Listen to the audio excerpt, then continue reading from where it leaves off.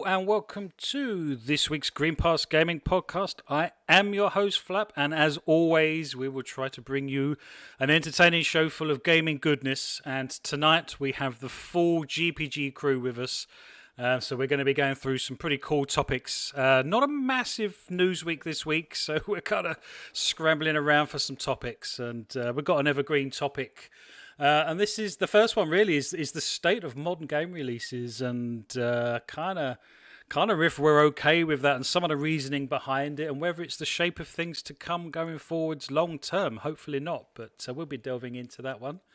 And second up, we have our gaming confessionals. And we will be talking about frustrating game design, both new and old, the things that we hate about some of the older games, the things that we hate about some of the newer games, and some modern trends that aren't going down too well either at the moment. But we will come on to that a little bit later. Without any further ado, let's introduce the entire GPG crew and the panel for tonight's show.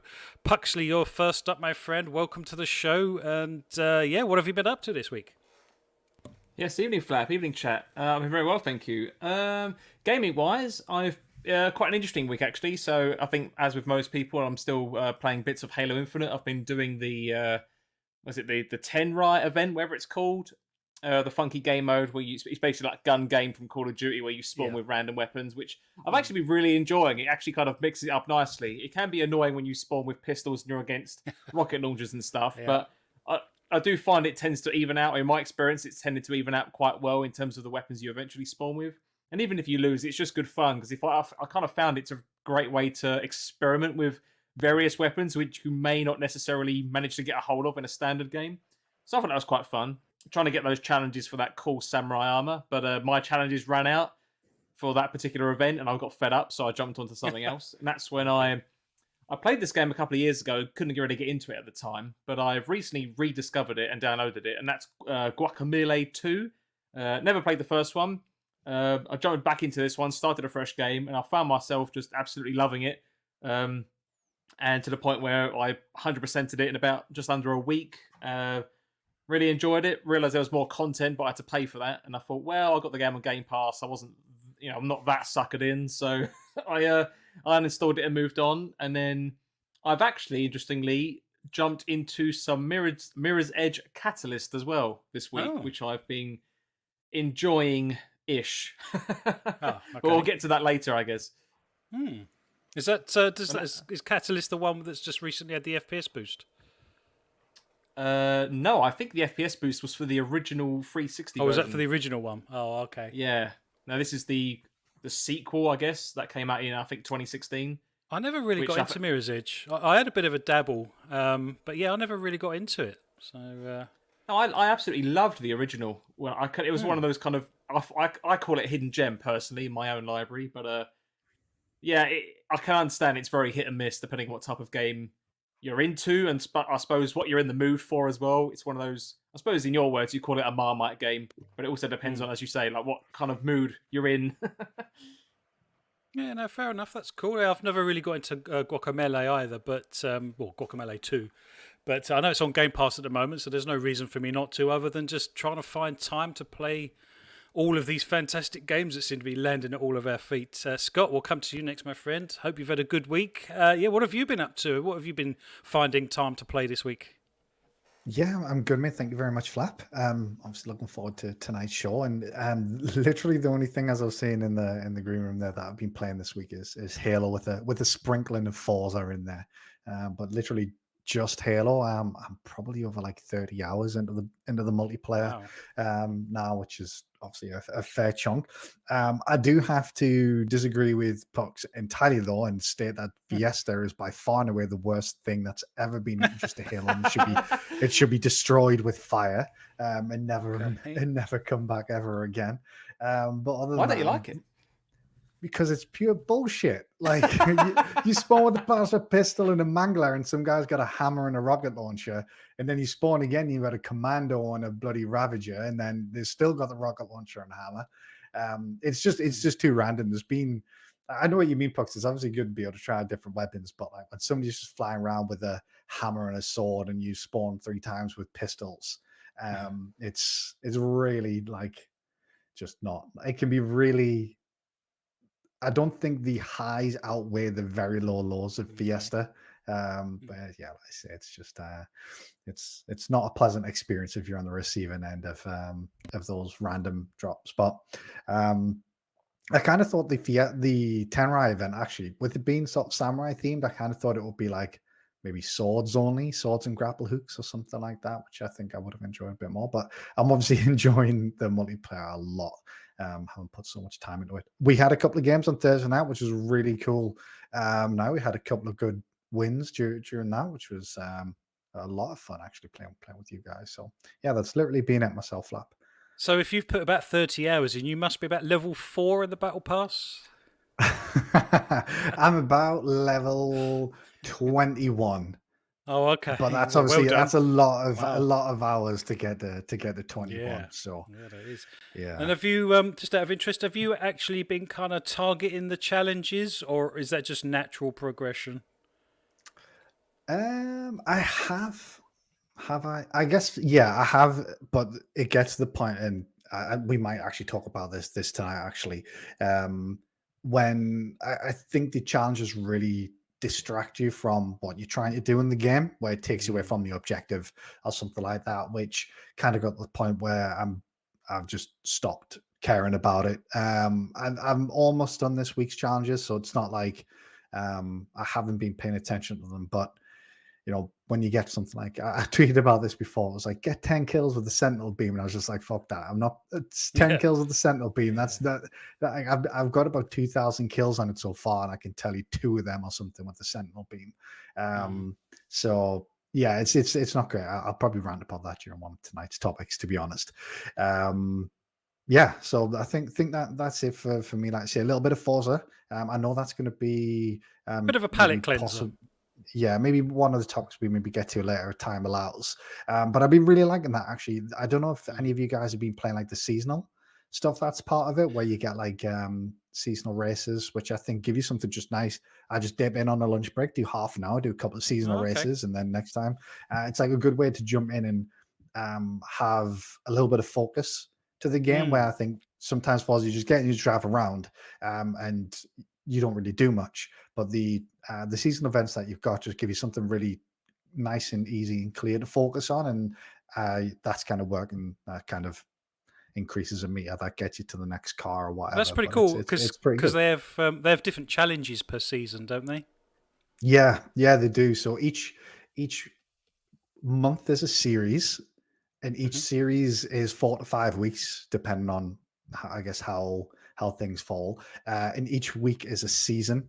So spring, summer, autumn, winter, and then each week the challenges essentially reset, and it'll be a different set of races where you maybe got to do a particular challenge in a particular car or a particular class, and then you get points that go towards that season, and then over the 4 to 5 seasons you contribute towards a series, and essentially you unlock cars. It's just a nice way to unlock cars. So it's a nice, just easy way just to focus on it, because like I say, it's very easy just to burn half an hour just driving around from point to point, which kind of can be a little frustrating at times, especially if you haven't unlocked the fast travel house. But just having those specific events, like you can just click on and go, right, I want to do that, do those races, half an hour done, you've got some points, you've done a couple of races, and you come back there. I'm really enjoying that aspect, actually. I love the drop in, drop out aspect, and like I say, it's a little bit of a palate cleanser for me, because, like you say, it's the sort of thing you can just drop in anytime in between games. Just like you say, have half hour, 15 minutes, even just burning around, just doing some stuff, and even if it's just going to get that barn find or whatever's just popped up on your map, just stuff like that. I love all of that. It's a great game for that kind of thing. Luke, welcome to the show, my friend. What have you been up to this week? What have you been playing? I saw that you've finally completed Guardians of the Galaxy, just as I am about to embark on that. What you're seeing on the screen there is my very first hour and a bit of playing Guardians of the Galaxy earlier today. I got it on sale, about 37 Great British pounds, worth every penny of that from what I've seen so far. Yeah. What did you make of the game overall? Yeah, I mean, I loved it. I think I said on Twitter it's number 2 on my game of the year list, which is more impressive by the fact that I really didn't think it looked very good when I saw it the first time. So yeah, it's just a really really special game. I think obviously the more you're a Marvel fan, the more you'll enjoy it. But for someone, if someone isn't that into Marvel or hasn't watched all of the films or anything like that, I think it's a really good game just to pick up. It's a really good standalone story. It looks great. Combat's fun. The dialogue's really good. It's got great art. I mean, that's the thing that really sticks out. The art direction is just phenomenal. Great music. It's just a really fun time, and it's good value. I was saying, I think my playthrough took about 18 hours. And it's just a linear game, so it's you definitely get your money's worth, I would say. Yeah, it's just fantastic. I really loved it. So that's been playing that, and mostly just Halo, a little bit of Forza, but Halo kind of took me away from that a bit more. So I'm hoping to go on to Deathloop next, as in to fully throw myself into that and see if I can finish it before Halo campaign releases. What sort of how many hours have you put into Deathloop so far? Not many, just maybe two, three, something like that. So yeah, gonna try that. They've also just done a big patch, which is useful. So yeah, so that's been about it. Yeah, just kind of gearing up, I guess, for the Infinite campaign to come out. Really looking forward to that. Less than 2 weeks now, Luke. Yeah, and the multiplayer. I mean, just even before I came on here, I was playing. I played about an hour and a half of Infinite's multiplayer, which is just brilliant. Battle pass and progression aside, it's just brilliant. Yeah, no, like you said, we played earlier in the week, and I seem to have slipped back. I am convinced there is skill-based matchmaking involved. I am absolutely convinced because, like I say, when Pucks and I, he talked me into a couple of last games, and we actually came first and second on both of those games, didn't we? I don't know. I'm just convinced there's skill-based matchmaking, but well, perhaps that's yet to be proved one way or the other. But I was certainly getting my ass kicked when you were hosting, Scott. Because what rank did you make? Was it Platinum 6 or something? Yeah, I think so. Yeah, but it's in that Pucks, you were Platinum 1 or 2 as well. I Platinum think 2, yeah.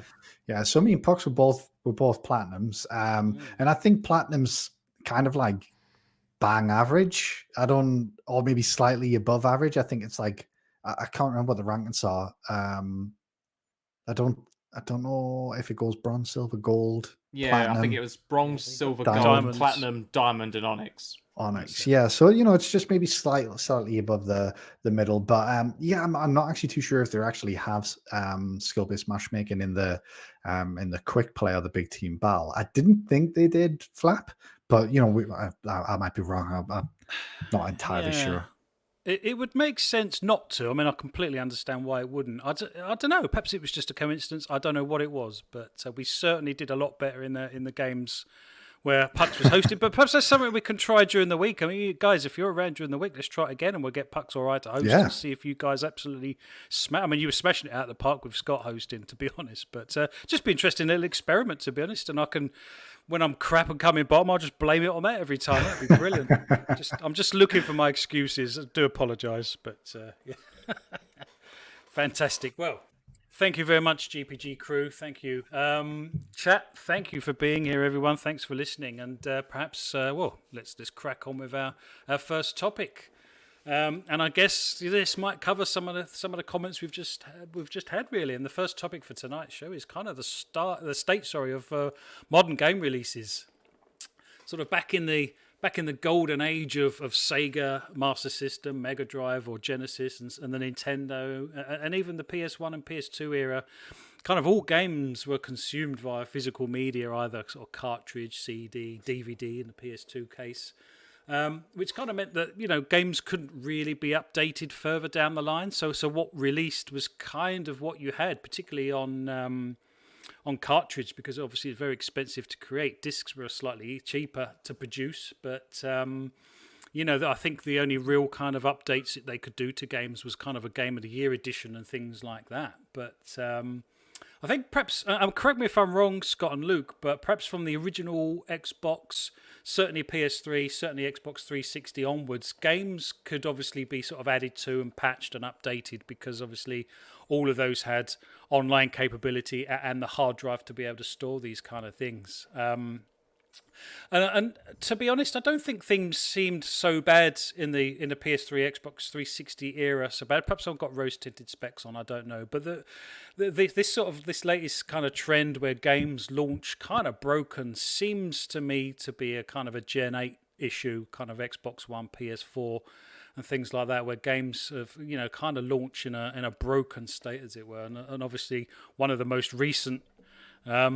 Cyberpunk this time last year kind of launched in what could probably be best described as a broken state, particularly on the Gen 8 machines. But we've had a few through the years and and I think Battlefield 2042 is having a bit of a rough time with it as well at the moment, where it hasn't perhaps launched in the state that many of the fans would have liked it to have done, and there's been quite a lot of backlash. And I know some of the developers, particularly EA, the publishers, have kind of been trying to put some positive spin on these sort of things. But it does seem to be an increasing trend where games release broken, and even our own beloved Halo Infinite is launching without certain features that we would probably expect the full title to have. So perhaps we'll come to you first, Scott. Is this purely down to COVID, do you think, or do you think publishers are putting too much pressure on the devs to release within a sort of certain time frame and window? Because there always seems to be this deadline that they meet, and sometimes if they push the deadline back, and they obviously did that with Cyberpunk a few times, it's for the right reasons. And again, Halo, but even once they've pushed it back, and again, Cyberpunk and Halo probably being good examples, even then the games haven't released either, fully in terms of features that we'd expect, or in the case of Cyberpunk, kind of broken. Do you think it's that the publishers are pretty much to blame for this, as well as kind of the management tiers within the developers? Yeah, I think that's fair. And I don't think it's necessarily something you can put down to COVID, because we've been seeing game patches since, as far as I can remember, all the way back to the original Xbox flap. I think it was before the 360 era when we first started getting patches. And you use Battlefield as an example. I remember Battlefield 3 and Battlefield 4 having horrendous launches because of those games were very that are coming in very hot, and obviously those go back to the 360 era. So I don't think this is something we can purely put down to the pandemic. I believe the pandemic will have contributed to some of the more recent examples, but the main thing is, it's financial, isn't it?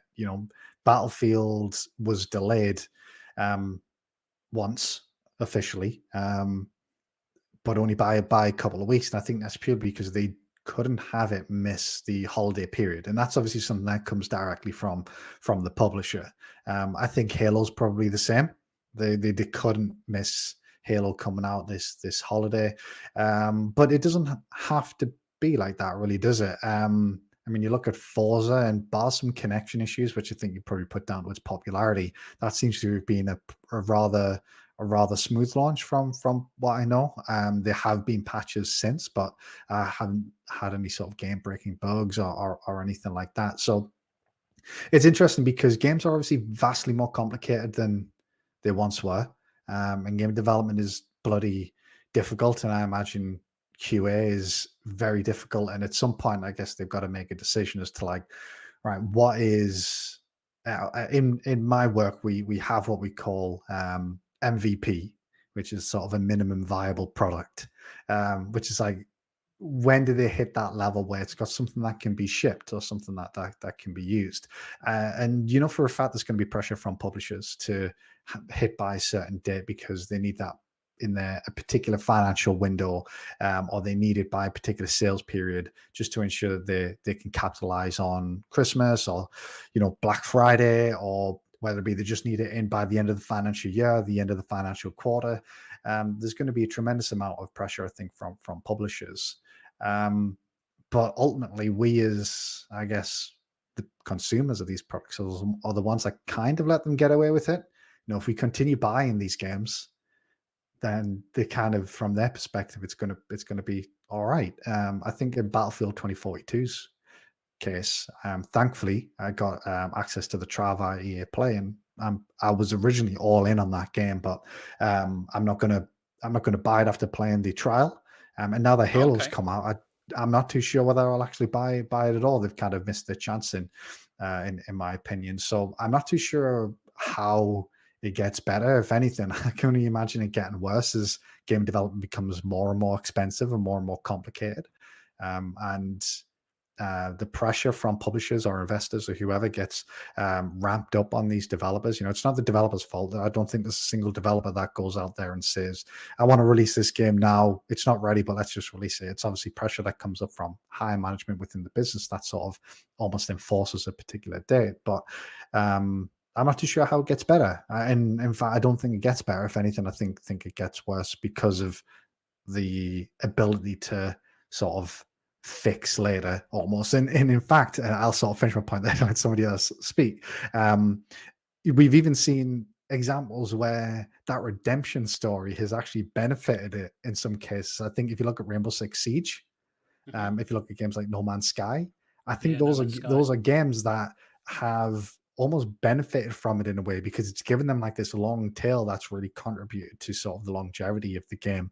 Where Rainbow Six Siege was not great at launch, but they hammered away at it and they've got it to what it was one of the most popular multiplayer games in the world. And I guess there's two sides to that coin. You can say, well, back in the olden days, Rainbow Six Siege would have just been left to die. But at least in this system, they've been in a position where they can iterate, they can update, and they can turn it into a better game through fan and player feedback. So it's an interesting sort of, I guess, yeah. What way do we go? Is it a bad thing? Is it a good thing? Is it a bit of both? It's probably a bit of both. But yeah, what's your thoughts?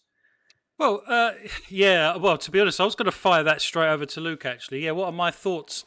I think this is the thing that gets me. Okay, so during the Xbox One launch, that the always on online aspect really kind of got slammed, and that's because it was kind of pitched at a DRM kind of angle, and whilst obviously PlayStation capitalized on that with a little sort of meme where they were just handing a disc from one person to another and they could just play that. The thing that I think we all missed was this whole kind of always online aspect where games kind of needed to be online, which gave developers a bit of a lifeline to always be able to update games going forwards. Which in turn perhaps has led them to kind of being a little bit more, I don't know if slack's the right word, but perhaps not quite as stringent in their quality checks before a game actually ships.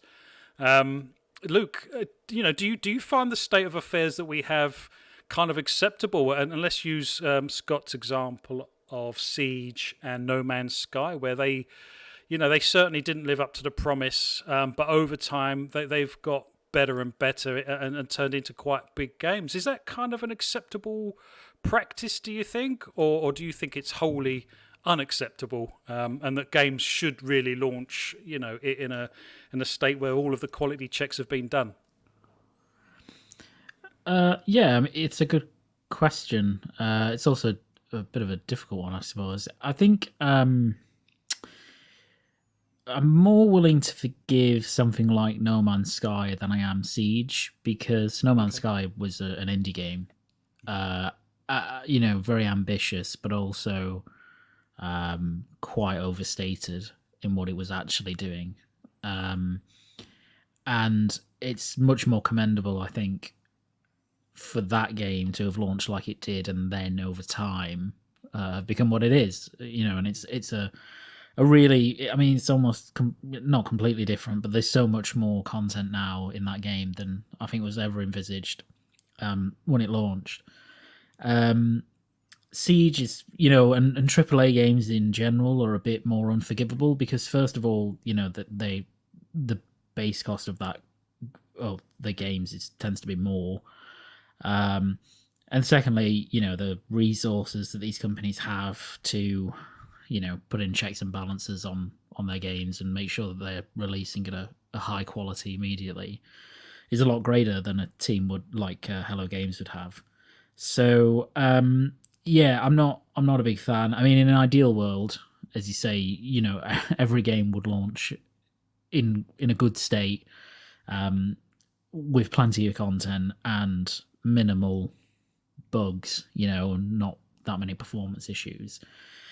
But they don't, and part of that I think is because games are, a much bigger scale now, so they are more difficult to, eliminate that kind of bug persistence that goes on in them, even if you have a big Q&A team. A QA team. So I don't know. It's a difficult question, because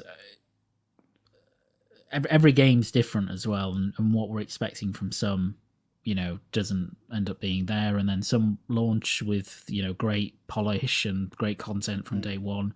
I do think that service games in particular, obviously they launch in a state that's kind of usually just good, if kind of okay to good, and they do improve over time. I think part of that is clearly that's deliberate, because it's trying to get people in the door as quickly as possible, and then keep them in with updates, and we've seen that happen over and over and over and over.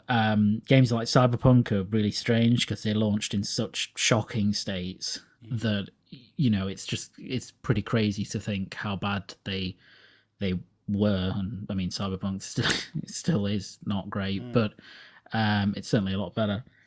So yeah, I think even if you look at like games that have come out recently, on different platforms, some of them have very strange issues. Psychonauts 2 had some issues on PC. So did Deathloop.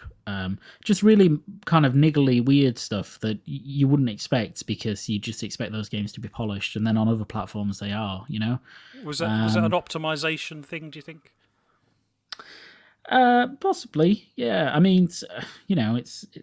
It's just some strange behaviors on some of those games, and you don't. I think that's the difficulty. You never actually find out what the reason is for that. Whether it's because the game was pushed out of the door quickly, on that platform, or whether developers were aware of the issues but just thought we'll patch it in, in the time between it going gold and actually releasing, and then they failed to do that, and now we've got to catch up. So I don't know, it's strange. Certainly, a lot of it can be explained by the fact that modern games are just inherently much more complex than back in the day, with just a great deal more that can go wrong, numerous platforms for most of them, right? So they're not just targeting a single platform. But at the same time, it's not really acceptable when you're paying, a lot of cash for games, and you expect a certain level of quality on day one, and sometimes you don't get that. It's a really difficult question, but I don't think it's acceptable. Certainly not acceptable for games to launch like Cyberpunk did, for example. No Man's Sky wasn't as bad because that was more a content issue.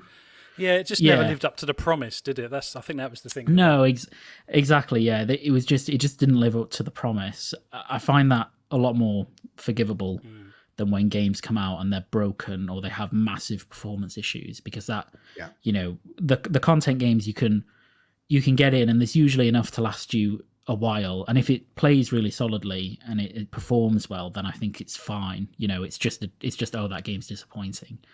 When a game comes out and it either doesn't have much content and it's broken, or it does have a lot of content but it's really broken, that's when I really don't like that kind of practice, because that shouldn't be the case day one. Whether it's free to play, whether they're charging full price, whether it's on Game Pass, it doesn't matter. It should be, there should be a minimum standard of performance coming out day one, and it should be a very playable, very nice game. I think you find this more in service games than you do in other ones, but certainly we've had some high profile, single player games that have launched in a really bad state. Yeah, no, absolutely. And to be honest, it's been interesting, Scott, you saying that, COVID probably isn't necessarily a large part to play with this, because like you say, we've had sort of shoddy game launches go out, throughout the years, and like I say, I remember Battlefield 4, I believe it was, with a guy whose neck was kind of worming everywhere and stuff like that. So I do kind of agree that this is nothing new, but Pucks, COVID probably has had some kind of impact, particularly with all of the devs working from home, and we have kind of trodden this ground quite a lot over the last year or so. But the state of kind of some of these modern games, and not all of them. This is the thing, it's not all games. Some games like Guardians of the Galaxy that's on the screen, it seems absolutely brilliant. Whether it's had a few kind of quiet patches in the background, I don't know. I don't think this was on everyone's radar as a must-buy game, and so perhaps the pressure wasn't quite on. The developers for this game. I think it was IDOS, wasn't it? To sort of deliver on that. But are we kind of caught in you kind of have to always be online now to get your games patched, to get them to a state where they kind of work properly to some degree? Because obviously there are probably people out there that still buy physical only that may not necessarily have hooked up their console to the internet or whatever. Like you say, you imagine those kind of people playing Battlefield 2042, or they couldn't play 2042 without online connection, I guess, which kind of proves the point that we are locked into this always online. But there are people out there that are probably playing physical media only games and actually never get these patches. It's not a great place to be, is it? No, that's true. But I suppose that's a difficult one, though, because, as much as I appreciate that, yes, there might be, it could well be a lot of people out there that aren't hooked up to the internet. At the same time, in the modern age, assuming that you're doing relatively well for yourself in the, surviving throughout your life, as all of us are, having internet in the household is almost as commonplace and as necessary as water and gas now, arguably, to a lot of people. And society, I think, society as a whole has kind of got to a point where to not have the internet is deemed a problem, like you must be hooked in somehow, whether it's for information or to contact people or whatever.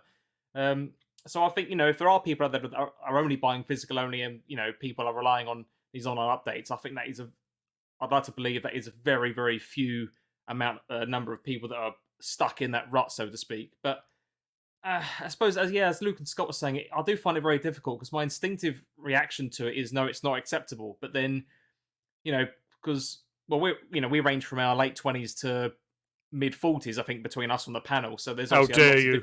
How dare you? Well, it could be any of us, right? So I'm 25. I'm 25.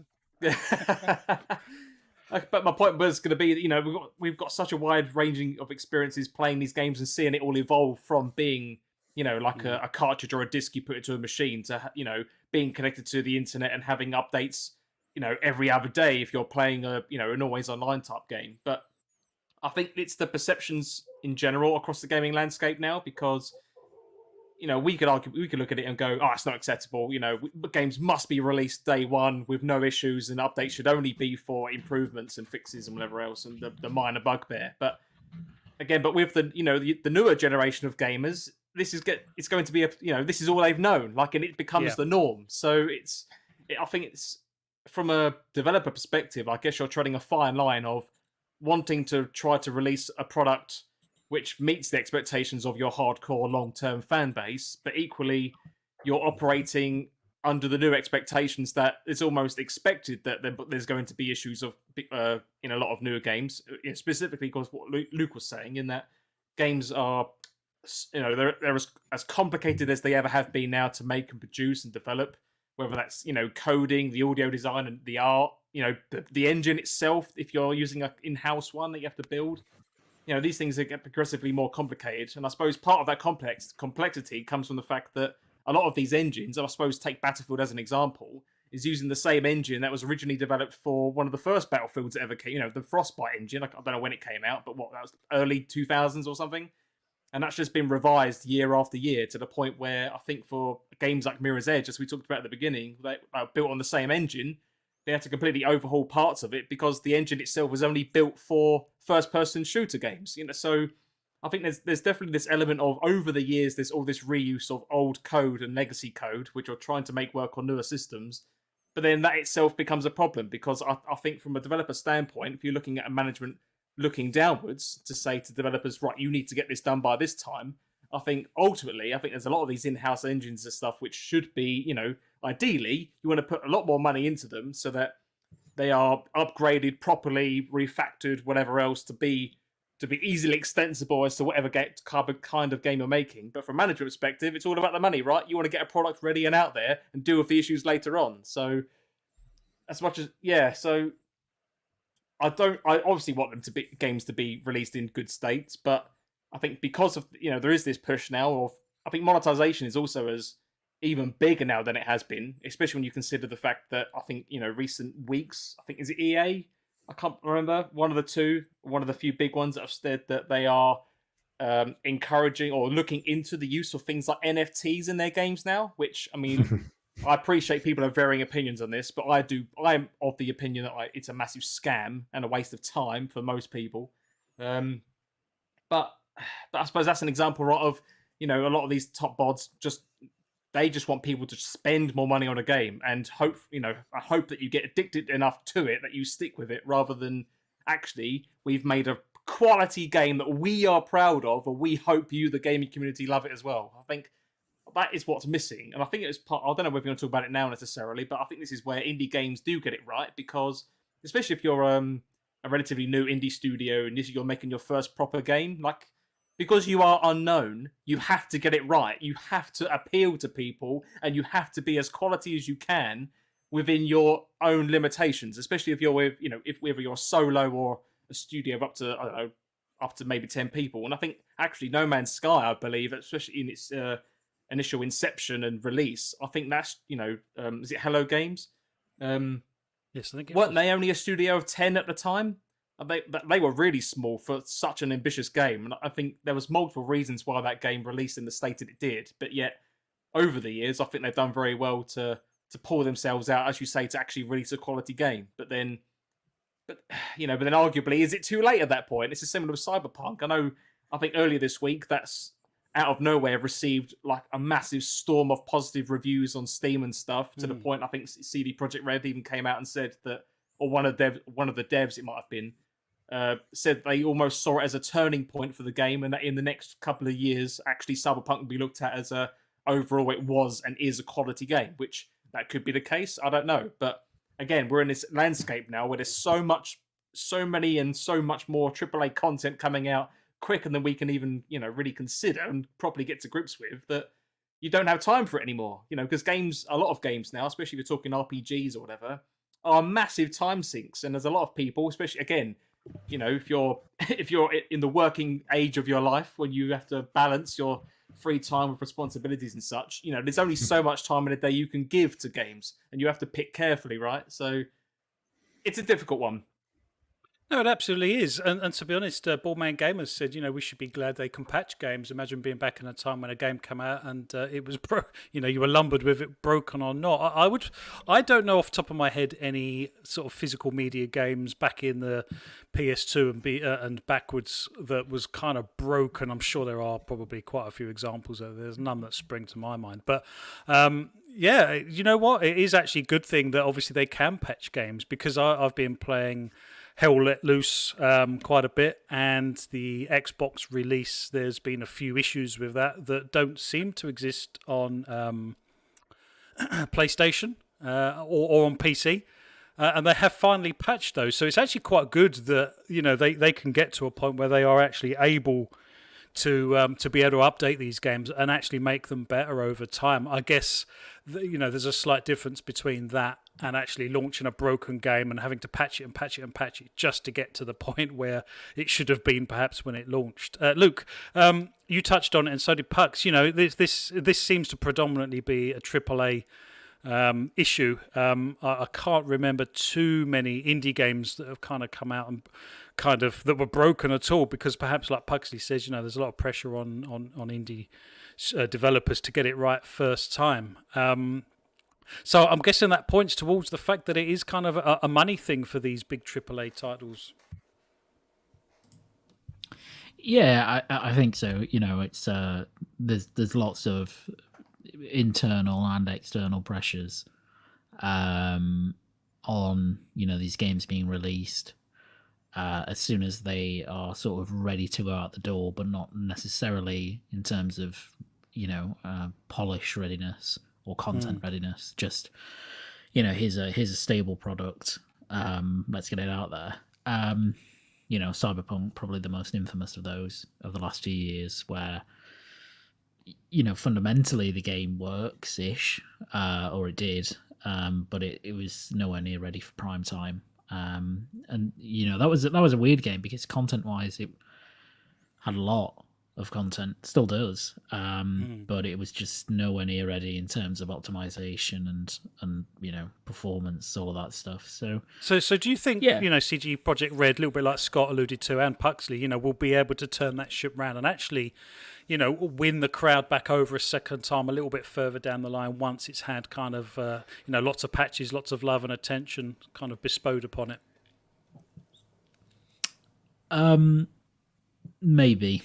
I don't know. It depends on how much effort they're going to put back into it.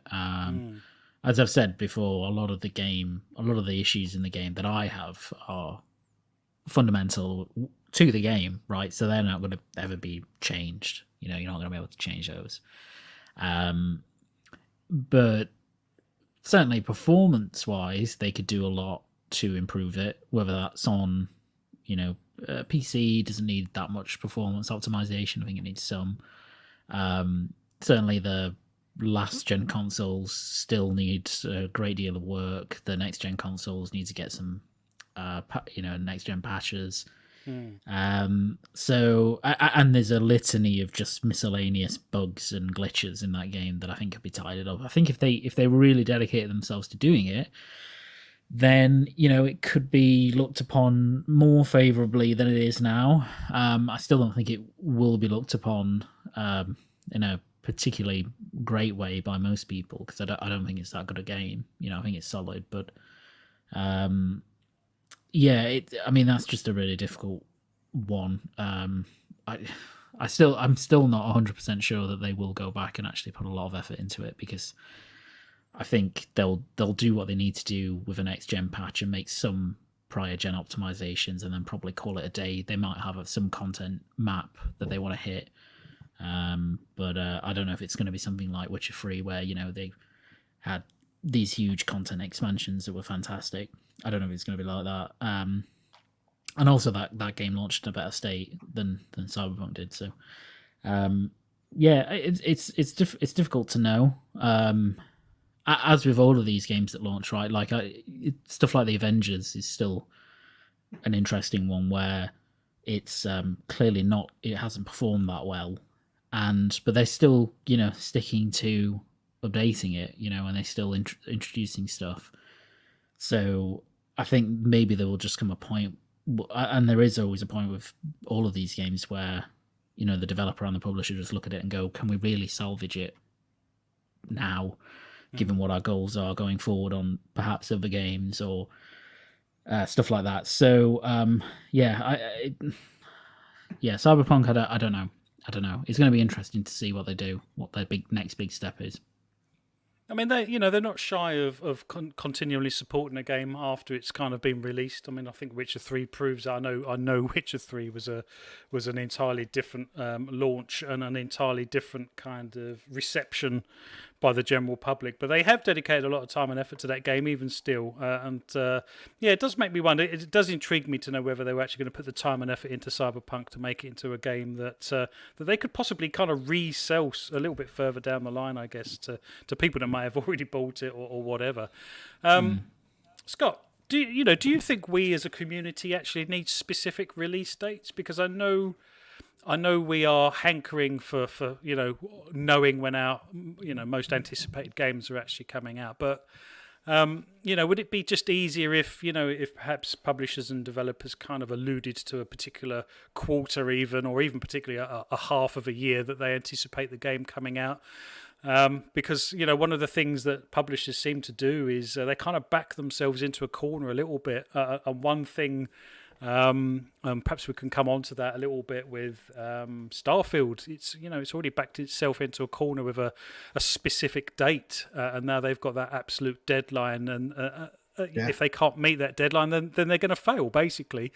Do we as gamers need to be a little bit more kind of lenient and just, expect games to turn up as and when they're ready? I know there's obviously a business aspect because with something like Starfield, they want to catch the Christmas holiday rush, I guess. So that doesn't fit all games. But are we as gamers a little bit too hungry to lock down devs and publishers to a particular date, do you think? Yeah, and actually, I think going back to the point about indie games, Flap, I think that's actually one of the, generally speaking, one of the larger differences between AAA and indie releases is Starfield's a great example. Halo's another example. Obviously, there are countless examples where they've announced a release date 12, 18 months, even further out in some cases, which is wild when you think about it. I still think the fact that they announced a release date for Starfield, like a specific date, was pretty nuts.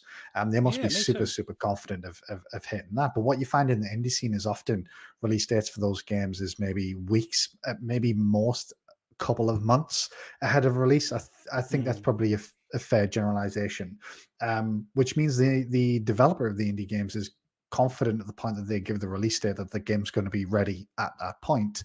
But even then, even in the indie scene, you see games where there are issues at launch. I remember Ori and the Will of the Wisps having fairly significant performance issues, and obviously that was backed by Microsoft. Moon Studios being a small independent developer, there was performance issues on Series X that were, I think, a lot of people criticized them for, and it took them a couple of patches really to get it up and running.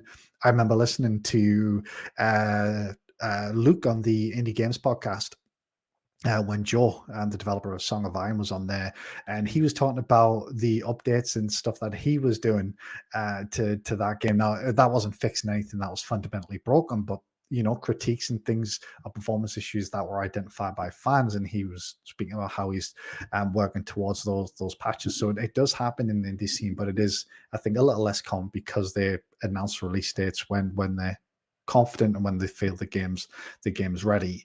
But I think as a community, I think we need to be a little better in a lot of cases. I think there's a couple of things that really frustrate me actually, which is, first of all, people getting annoyed at CG trailers.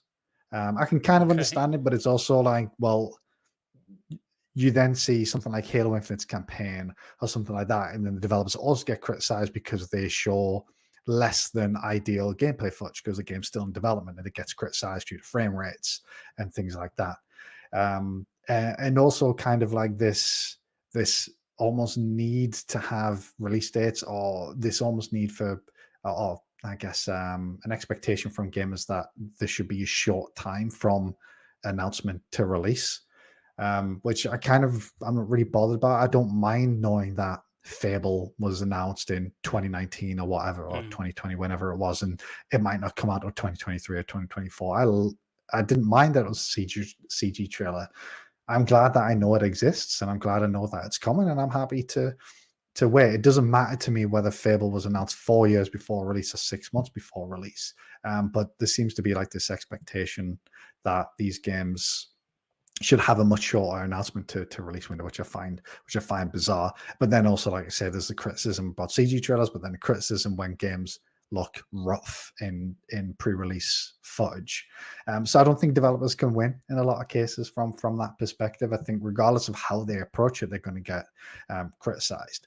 But what I think we have seen, and Microsoft have actually done this, I think, with a lot of their more recent announcements, with the exception of Starfield, is they haven't been putting dates on games in a lot of cases. Obviously, Halo infamously got delayed, but when they announced things like The Outer Worlds 2 or Fable, things like that, even when Starfield and Elder Scrolls 6 were originally announced before the acquisition, they didn't put timeframes on them. They didn't put dates on them. They just made the community and gamers aware that this game's coming, and then more information will come a little bit later. And I don't have any problem with that, and I wish more developers would do it. I think there's some recent examples, like remember when God of War 2 was announced for 2021 release date?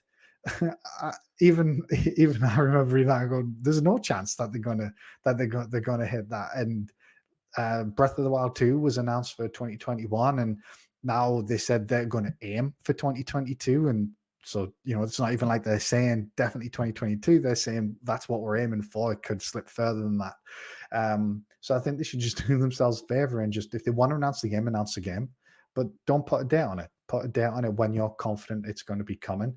And then there's less pressure from the community to release a game by a certain date. But what that doesn't eliminate is the internal pressures from a financial perspective or from a management perspective, where a game needs to come out by a particular date for financial reasons. That'll always exist. I'm not too sure how we solve that one, unfortunately. Yeah, that's a good point. And that's not an easy one to fix. Like I say, perhaps we as gamers have, perhaps I don't know if it is us or, like you say, whether it is actually the publishers trying to push it. I think with things like Avowed and Fable, I think Microsoft were doubling down, to be honest, and they were trying to continue the hype train to get people to buy into the Xbox ecosystem, and I think that was absolutely the right thing to do. I think perhaps not giving dates, even years. We don't even know what year Fable is due in. They've not even gone to an aspiration of which year it's likely to be released in yet. And I think, like you say, I think that's a good thing. I don't think it's a bad thing that Microsoft showed their hand, particularly when they did, because they were trying to say, like I say, continue the hype train with the release of a new console, and obviously trying to build Game Pass as well.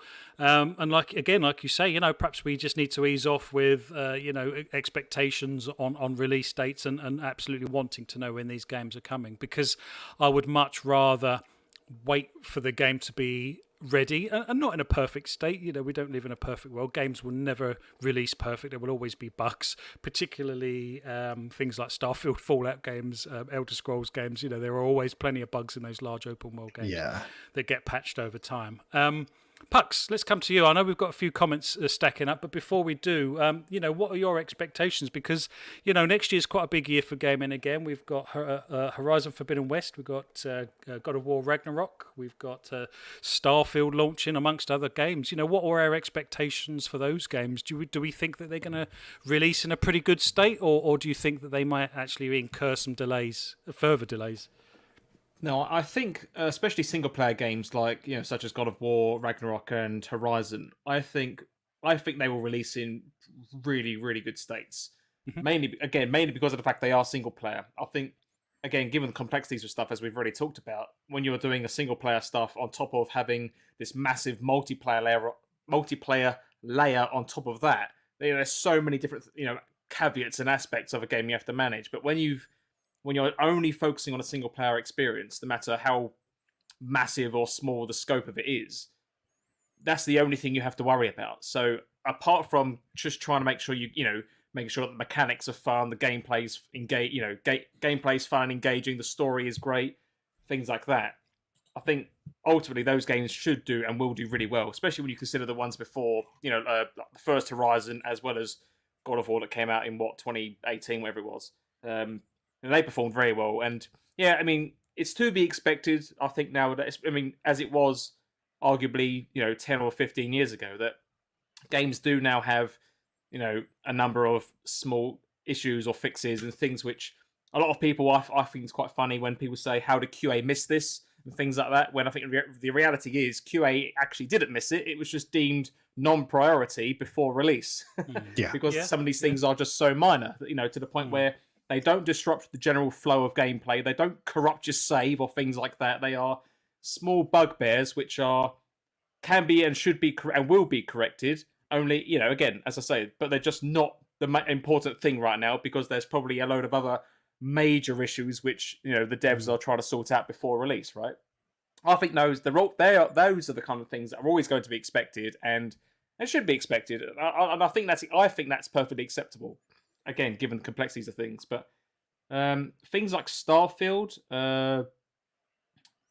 because it's a Bethesda game, not in necessarily a bad way, but I think it's going to have those typical Bethesda niggles and issues that you generally see with those titles. But I don't think that's going to put many people off in the long run, because I think because of the reputation of the studio behind it, as well, the general issues that you do see in those types of games, and then plus big games like Starfield, like similarly with Fallout and Elder Scrolls, they those big open world RPGs when there's so many different systems and mechanics and things going on, and they all have to interact in this big world in some manner.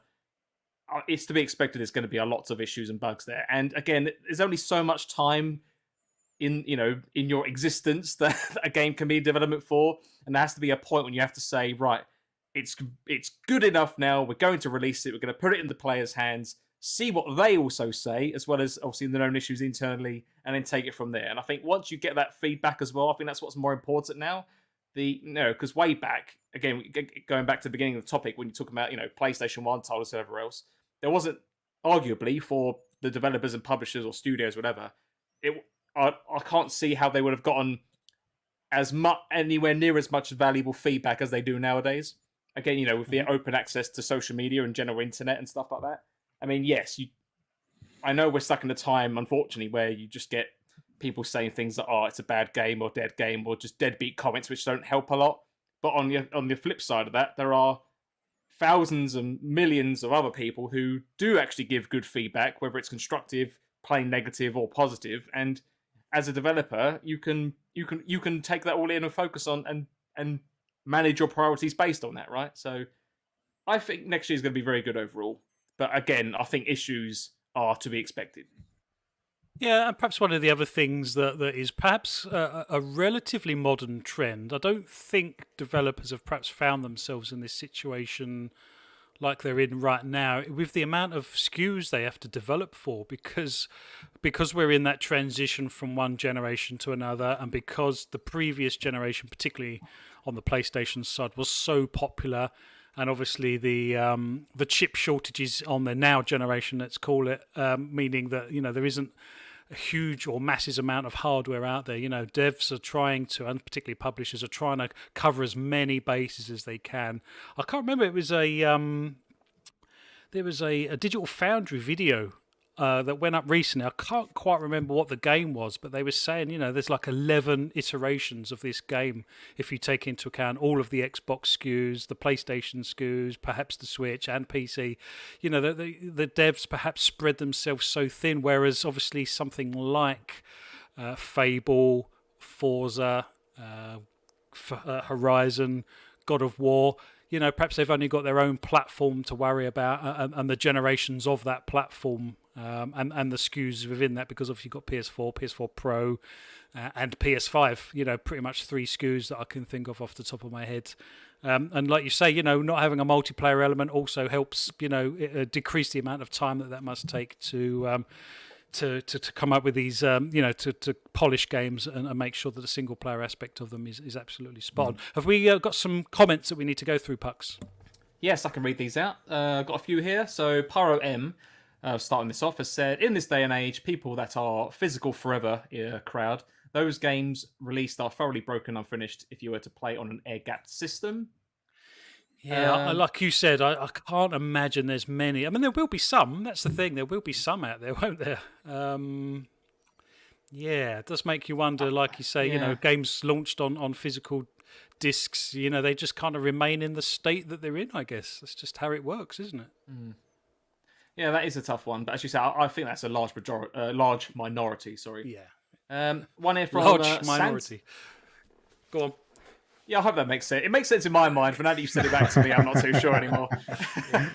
One here from Santa BNG, who says, Superman 64 was one of those games that was released broken and still is today. I never played that. Did anyone else play that? I didn't, but it probably should be mentioned. We probably should state, we're talking about modern games that are. It is definitely more common now, but that's not to say games weren't broken or anything in the past. It was just a little less common. There are iterations of games where, like, a game cartridge sold at launch had a different version of a game that was sold maybe 6 months later. Like you had a 1.0 and then maybe had a 1.2 a little bit later. True. Like they did update the games. It just meant if you had that first iteration, you were goosed, basically. And there are some examples. Cause I was looking this up earlier today when I was looking at the topics for the show. There were some examples of where you literally had to just physically send your game back to the developer, and then they Wow. would ship you out a new version. Now, obviously, Mm. those were few and far between, but there were examples of that I was reading earlier. Obviously, Superman 64 must be one of them, but it is interesting that at least as BMG says, at least games can be updated these days. Otherwise, yeah, you got to wait weeks to get one back or something like that. So. Another comment here from Tukran Gula, great to have you back, who says, I just hope with a looming fourth COVID wave and the possibility of crunch popping up, I hope the bulk of next year's releases will come out in the best condition as possible. Armello says, I'm hopeful that Cyberpunk will do a turnaround, waiting for that next gen update to actually finish it. You know what? Me another one here too. from- I'm in the same boat. I want to finish Cyberpunk. I quite enjoyed the environment and the world that it put me into. I came across some really peculiar bugs, as I'm sure we all did. So I'm actually waiting for that next gen patch to just go back and finish it. Yeah, I'm the same. Pyro M again says, I don't believe God of War Ragnarok is next year. At September's showcase, they gave Spider-Man 2 a release window of 2023, but God of War Ragnarok didn't have any such time frame.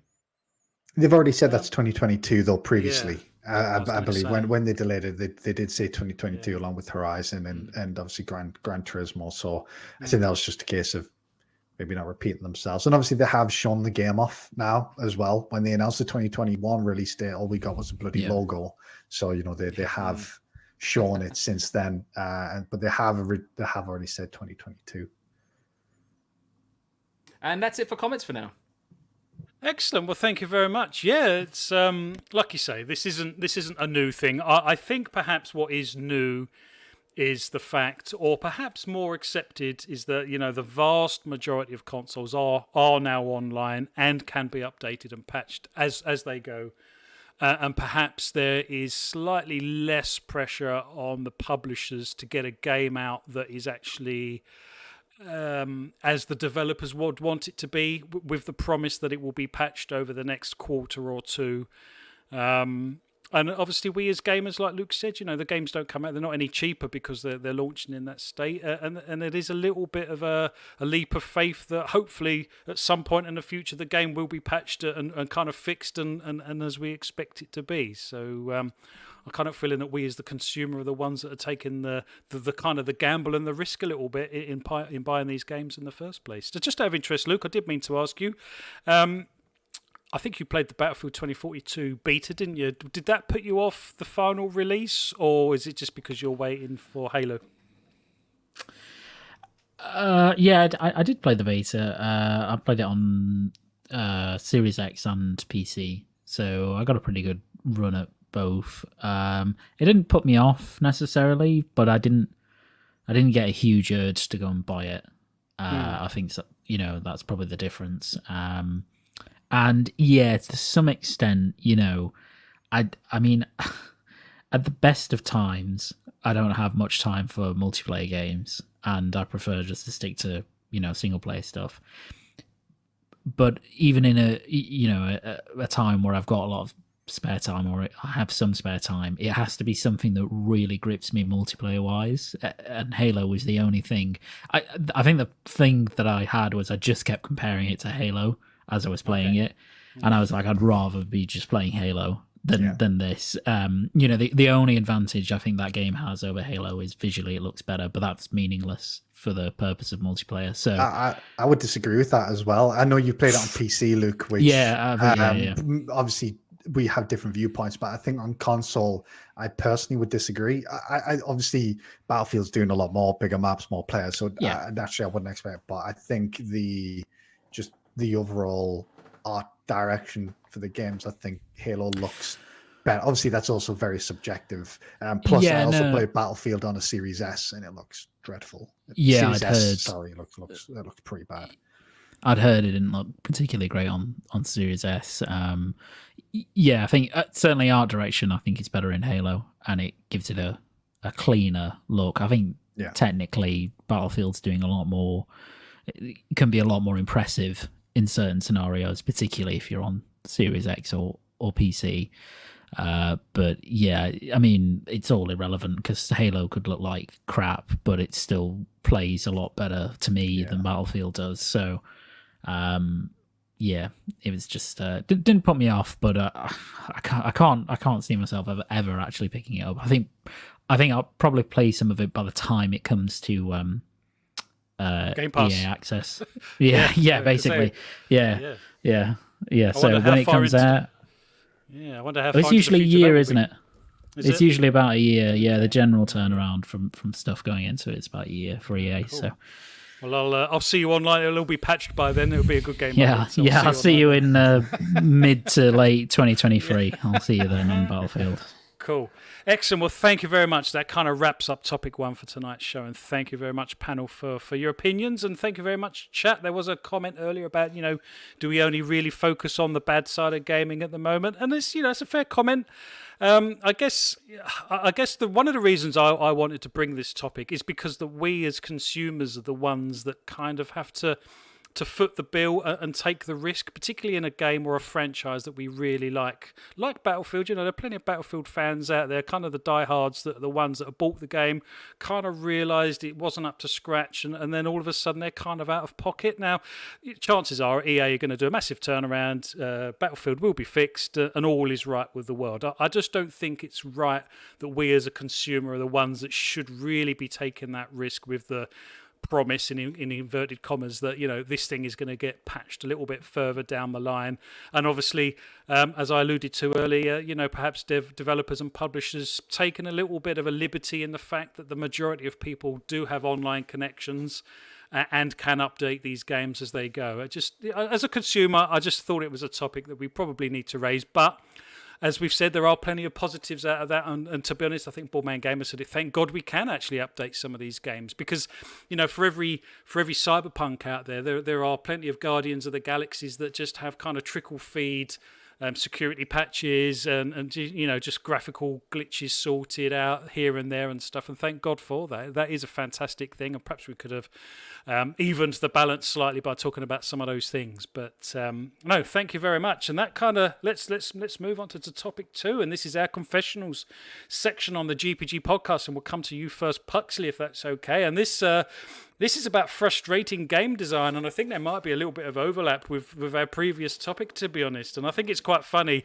I don't when I say frustrating, I don't mean sort of angry. We've done our gaming anger in the confessionals before, but perhaps some more of the comical, funny, kind of frustrating game design things that seem to exist that have always existed, and perhaps exist in modern games and some of the older games as well. Is there anything in particular, Puxley, that frustrates you in game design in general, particularly in the modern era? Yeah, there's one thing in particular actually which stands out, and this is I kind of got reminded of it actually playing Mirror's Edge Catalysts earlier in the week. Okay. And that is when you that's to do with like the shiny beams of light which are tried to act as waypoints to show you which way to go when there's like when you've got multiple routes and stuff. But what I hate and what I find frustrating is when these little beams of light, they don't appear all the time. They kind of only appear when you're kind of a bit lost, I guess. But then you're following it quite happily along a path or whatever else, and that said beam goes around a corner. But then there's a lot of graphical detail in said whatever game you're playing, in this description at least, to the point where you go around said corner expecting to kind of be shown where to go, but you have no idea. But then the beam of light doesn't appear for ages, so you're kind of just left wandering, lost in this virtual wilderness, waiting for the little trickle of light to say, "No, go this way, you idiot." This is the way I meant to go. And I've had so many moments in Mirror's Edge where, bear in mind, that's quite a fast-paced game in terms of the movement. So, you're jumping up and down. It's quite vertical as well. So you're up and down, sliding through bits, falling, rolling, jumping up in the air again. And then, I'm following the light and whatever else. And then out of nowhere, it just disappears. And it's like, oh, Christ, where do I go? Do I have to jump over this bit? Do I go that way? For me, it just ruins, especially for that type of game where it's all about the movement and speed.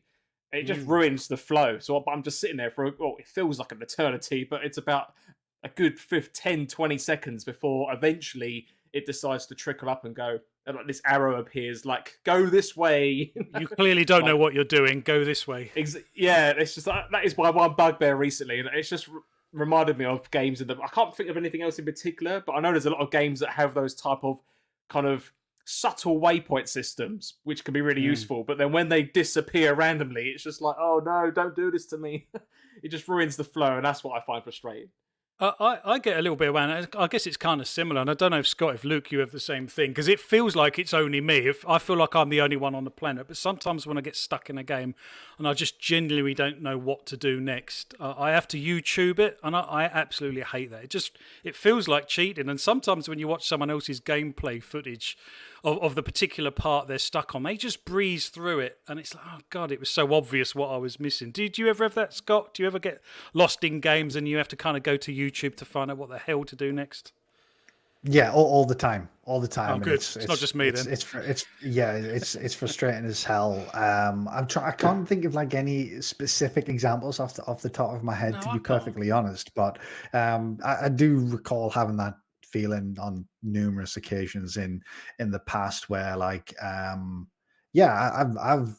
have absolutely no shame, and I will say I've looked up guides or looked up YouTube just to help me get past the point, because I think sometimes what happens is you get to the point where you kind of feel like you're beating your head against the wall, and if I let that happen for too long, I'll just drop the game and I won't play it anymore. So as soon as I get to that point, rather than let me get to the stage where like I'm ready to drop the game, I've got no shame in saying I'll look it up and figure out what I need to do next. Have you ever been trapped? Have you ever been trapped on a level and you're running from corner to corner, looking every corner, looking up, looking down, thinking, what am I missing? There is something I'm missing. I really hate that, because like you say, sometimes it's so obvious you think, oh, for God's sake. Or perhaps I'd say the other thing that games tend to do, and I had it in Guardians of the Galaxy a little bit earlier, there'll be a sort of something that pops up, click the right stick and your visor pops up, and then a couple of minutes later you have to go back to your visor and you think, oh Christ, I can't remember what button it was, and I'm going all through my buttons, clicking everything I can. And I had to go to the settings menu in here to find out how to bring up my visor and stuff. Games do that quite a lot. They sort of trickle feed you button presses and stuff like that. And sometimes you kind of forget where you've been. Do you suffer from that, Luke, or is that a me thing? It must be worse on PC because you've got the whole keyboard.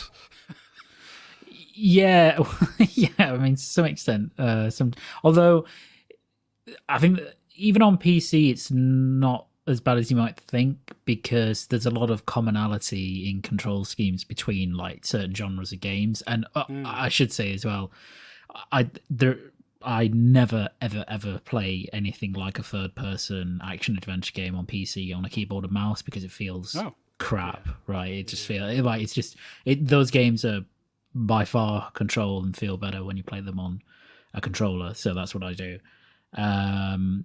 Obviously FPS are different, but if you're playing an FPS, there's very similar control schemes from FPS to FPS. In fact, one of the more complicated ones is Battlefield, funnily enough, because that has a lot of extra stuff that you can do and a lot of kind of menus, sub menus you can bring up. So that's a bit more complicated, but yeah, no, I don't think I suffer from that much, but then I can't remember recently when I have. There were some moments in Guardians though where I did look around and think like, what the fuck am I supposed to do here? Like I just couldn't work it out. Like I was just like, I'm not actually sure what I'm supposed to be doing. I'll tell you the other one that gets me. The other one that gets me is you've got a fork in the road. You're playing your game, kind of a linear game. You've got a fork in the road and you think, right, one of these forks has probably got some treasure or some bounty or something I need to find, a collectible or something. And the other fork is probably going to get me into a cutscene and I can't come back, and you just don't know which one to take. Have you ever been caught in that scenario? Yeah. Again, Guardians does that a fair bit. Does it? Oh, it's interesting because I was having a poke around in Guardians and I found a few hidden and secret bits, and like you say, I kind of found them by accident, but they could have quite easily been the right way to have gone and, like you say, triggered a cutscene that you can't go back to. That drives me nuts. Yeah. Any other particular frustrations, Luke, that happen in kind of modern game design that drive you nuts? Yeah, I have a couple. I think the worst, the one I really hate this, and it happens in single player games, and not every single player game does this, but most of them do, and some of them do it to a really frustrating effect, is end of game spam.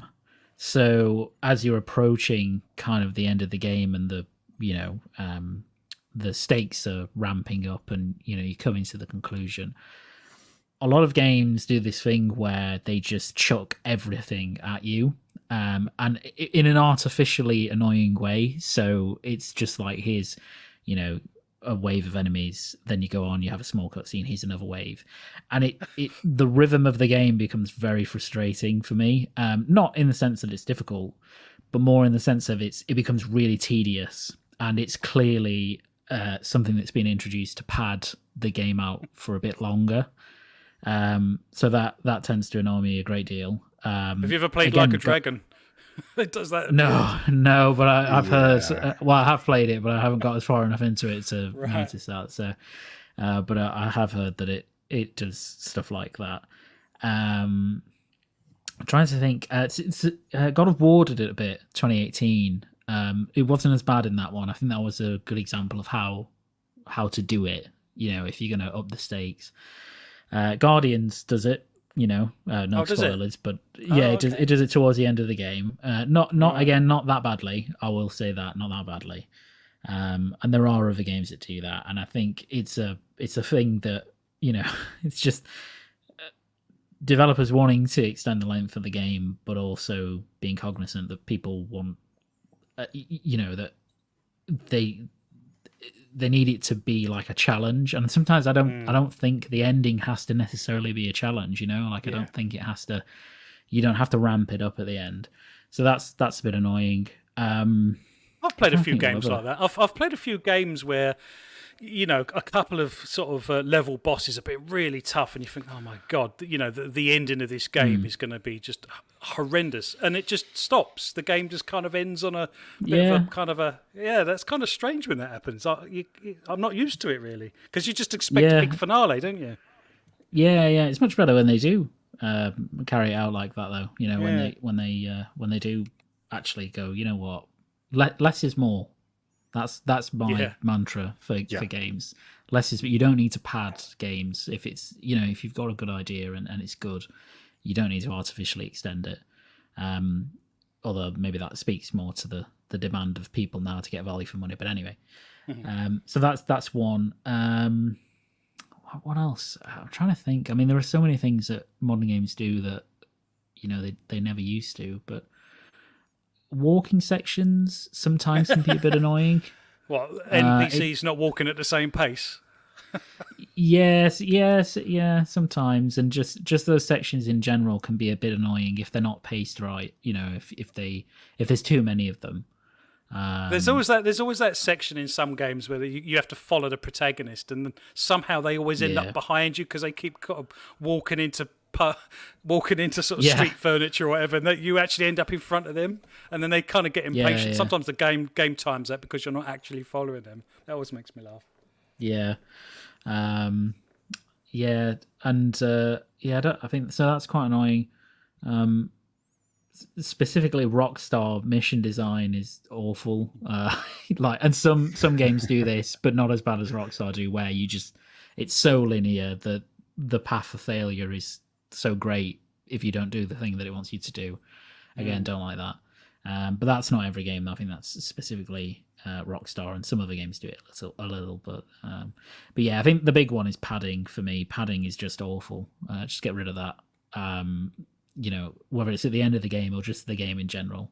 Ubisoft, I'm mainly looking at you for padding. I guess for open world games, fetch quests are a bit like that, aren't they? Fetch quests are very much padding. Yeah, fetch quests are. They can't resist a fetch quest, can they? They can never resist it. No. Open world game design in general is generally not done well in terms of giving meaning to everything that's in the world. There's just a lot of, as you say, fetch quests or bloat in those games, which can be horrid to play through. But it's not every game, luckily. But some are particularly bad.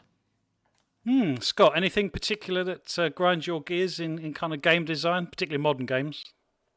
Yeah, there's a couple of things you guys have already kind of touched on it. So, speaking of padding, and we were talking about this before the show, Flap, is just unnecessary difficulty spikes for absolutely no reason. Oh. You know, we were talking about Yakuza 7, and there are It does this two thing, right? It does this thing that some huge ones. games. Well, it comes up and says, you're coming to a point of no return. Are you sure you want to go? Are you sure you want to go ahead? Are you prepared? And you think, well, I don't know. I don't know what's the other side of this button Yeah. press. And in Yakuza, like Yeah. you say, in Yakuza, it's a real spike, isn't it? It's like, oh, hang on a minute, I'm fighting this baddie, and all of a sudden I'm about 10 levels lower than him. Whereas up until this point, I've been breezing everyone. So yeah, Yakuza Yeah, certainly does that. exactly. All RPGs have that quite bad. I actually dropped off Dragon Quest 11 because I hit kind of a wall where I couldn't be asked to keep trying a particular boss. So I'm not somebody who likes to grind in these types of games. I think if you're following the main path, when you hit a particular story point, you should be sufficiently leveled to the point that you can do it. It might be a bit of a challenge, but it's also possible. But yeah, there's 2 points in particular in Yakuza Like a Dragon where you have to go away and grind in order to level yourself up to get rid of these bosses, which was incredibly frustrating. But then weirdly, you get to other bosses where they were an absolute breeze. So yeah, the difficulty spikes is one thing. What was the other one that you guys touched on? So I think one, just open world in general. This sort of it's interesting because you guys have talked about Guardians of the Galaxy and how linear it is, and I often feel like in this modern age, linear is almost seen as like a negative. I think people look at a linear game and they kind of it's almost looked down upon in some Yeah, I respects. know what While you in mean. my Yeah. opinion, I think it's a refreshing change when so many games are going to this open world model. And because what happens with open world, as you mentioned, Flap, is you go to this trend of and as Luke mentioned, padding and fetch quests, which don't add anything to the game. They're just putting stuff in there for you to do just to sort of fill it out a little bit. And this takes me on to my next one, which is kind of games that are just stupidly long. You know, games that are like 100-hour long stories. And I think part of it is padding as well. Like it's 100 hours because you've got 40, 50 hours worth of padding in there in a lot of cases. And Luke touched on this sort of need to have almost value for money because games are expensive. Yeah, you know, 50, 60 quid or whatever. And sometimes they can be 8, maybe 10 hours long. Some games can be 50, 60, sometimes up to 100. And I really dislike this notion of like hours to pound ratio being some sort of barometer of, you know, whether a game was worth the money or not. And I think that's led to games where there's zero chance I'm ever going to touch an Assassin's Creed ever, because those games are just Really? ridiculously long. Yeah, I've got no chance that I'm going to play a 40 to 50, 60-hour game. I do believe that Valhalla did cut it down a touch, admittedly. But, you know, basically each game, Assassin's Creed game that came along, and I know we've got BMG in the chat, he's probably not going to like this, but each game kind of got longer and longer and bigger and bigger. And with each iteration of that game, I got less and less interested in that particular game, because Puck's touched on it as well. You know, we're in a time where maybe particularly us older people who have, you know, family, work, things like that, we have less time to commit to games. I don't want to do that. Yakuza Like a Dragon was about 40 hours for me, and that was really hitting the limit of what I can be bothered to play. But the combat in that game and the story was so good that it was gripping. That 40 hours admittedly was purely mainlining with a couple of sections of grinding. So it wasn't like a large part of that time was just grinding away or doing pattern quests and things like that. So yeah, those are the things that frustrate me the most. I do want more linear games. Like people talk about Guardians of the Galaxy and it's more linear. Actually attracts me and makes me want to play that game because it's something that I enjoy. I like when the game sort of tells you almost where to go, because that avoids what you said at the beginning, Flap. I think in a lot of cases, that frustration where you get lost, where you don't know where to go next, because that can sometimes be a little overwhelming, I think. And when the game kind of just nicely tells you, Psychonauts 2, I think, is a fantastic example of that. It's arguably my game of the year this year. It's nice and linear, but it also it tells you certain things. Like if you stand around for like 10 seconds in Psychonauts 2, Raz will say to himself, like, oh, why don't we check out over here? And it's constantly trying to move you forward in the game and give you hints as to what to do next. And I think that's great. And I would like to see us go back to more games like that. And I think hopefully the critical reception that Guardians of the Galaxy has had, and other games of that ilk will hopefully mean we start seeing it tipping in that direction a little bit more, rather than the trends of the sort of 2010s being just bigger is better in a lot of cases. In my opinion, that's untrue. Yeah, no, fair enough. Pucks, anything else that particularly annoys you about game design that we kind of found ourselves in that most games seem to follow for some reason? I don't know if I've got a long list. games follow this, but I've got two in particular that I've remembered, and I know it's not just this game, but I've realised these particularly when I was playing Guacamelee 2 early in the week, and that is when Guacamelee has a lot of like these optional boss fight sections, which I really enjoyed them, but they're quite hard is the idea, that's why it's optional, but there's these points where halfway down you almost do the boss, you almost like kill the boss, whatever else, but then there's like a cutscene.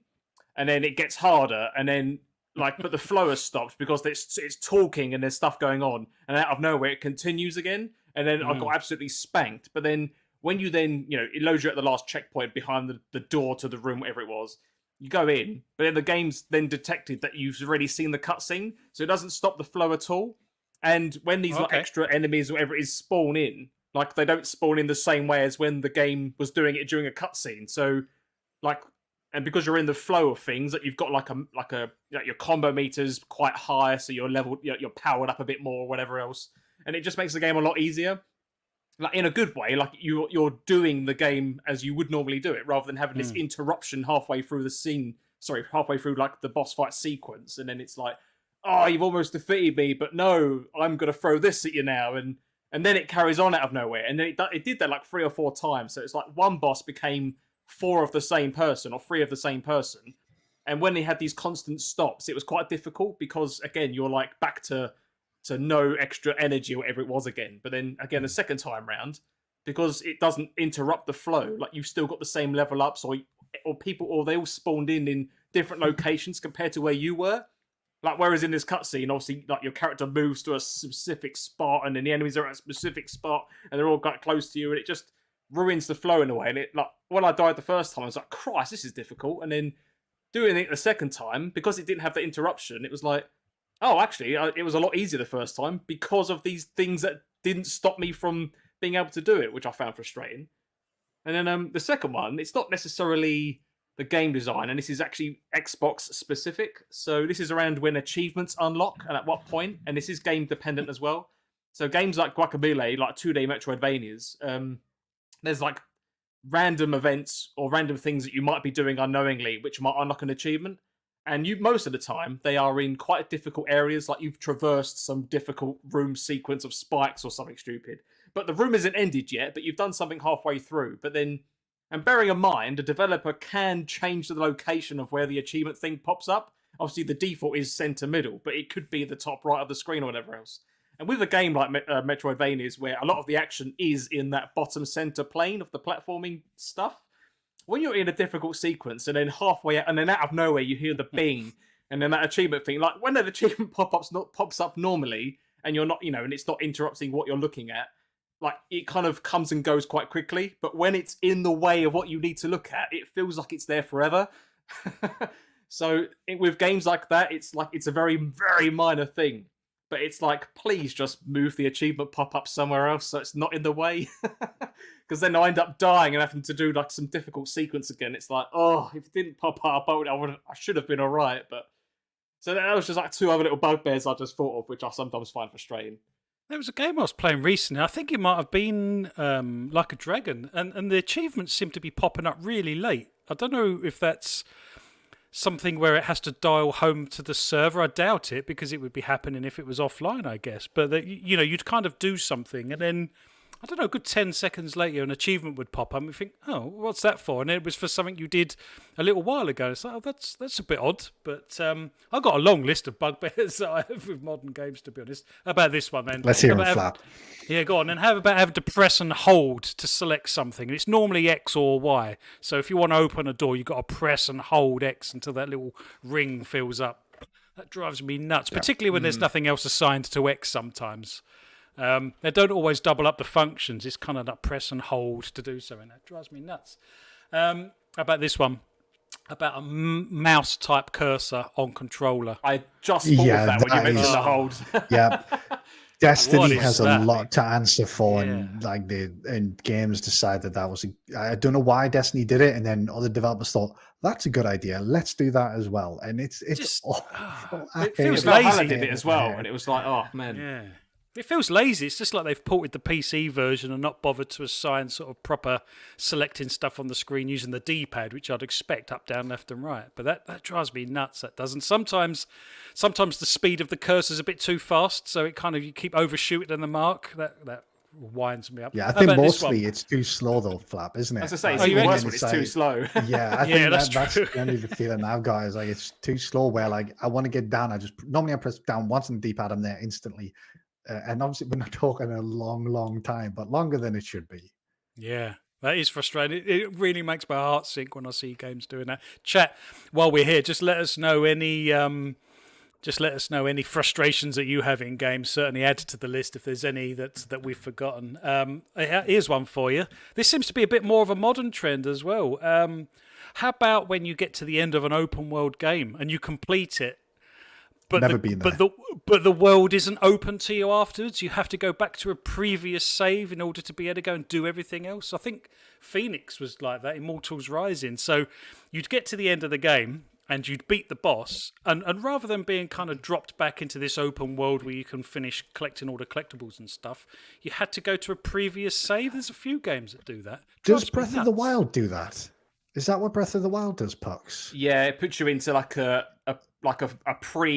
before you've beaten the final before boss you've beaten the boss. Yeah, there's no post game world. Why is that? I don't understand. Why is that?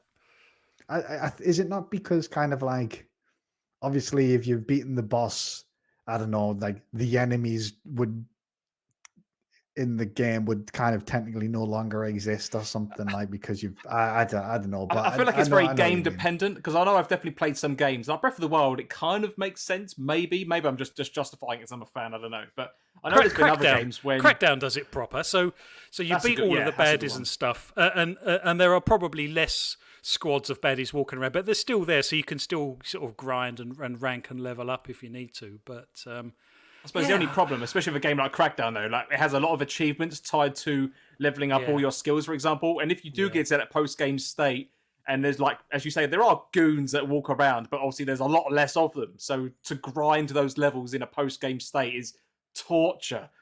Yeah. But sometimes it makes sense for the world, right? As you say, like you can just go do other quests or other shit.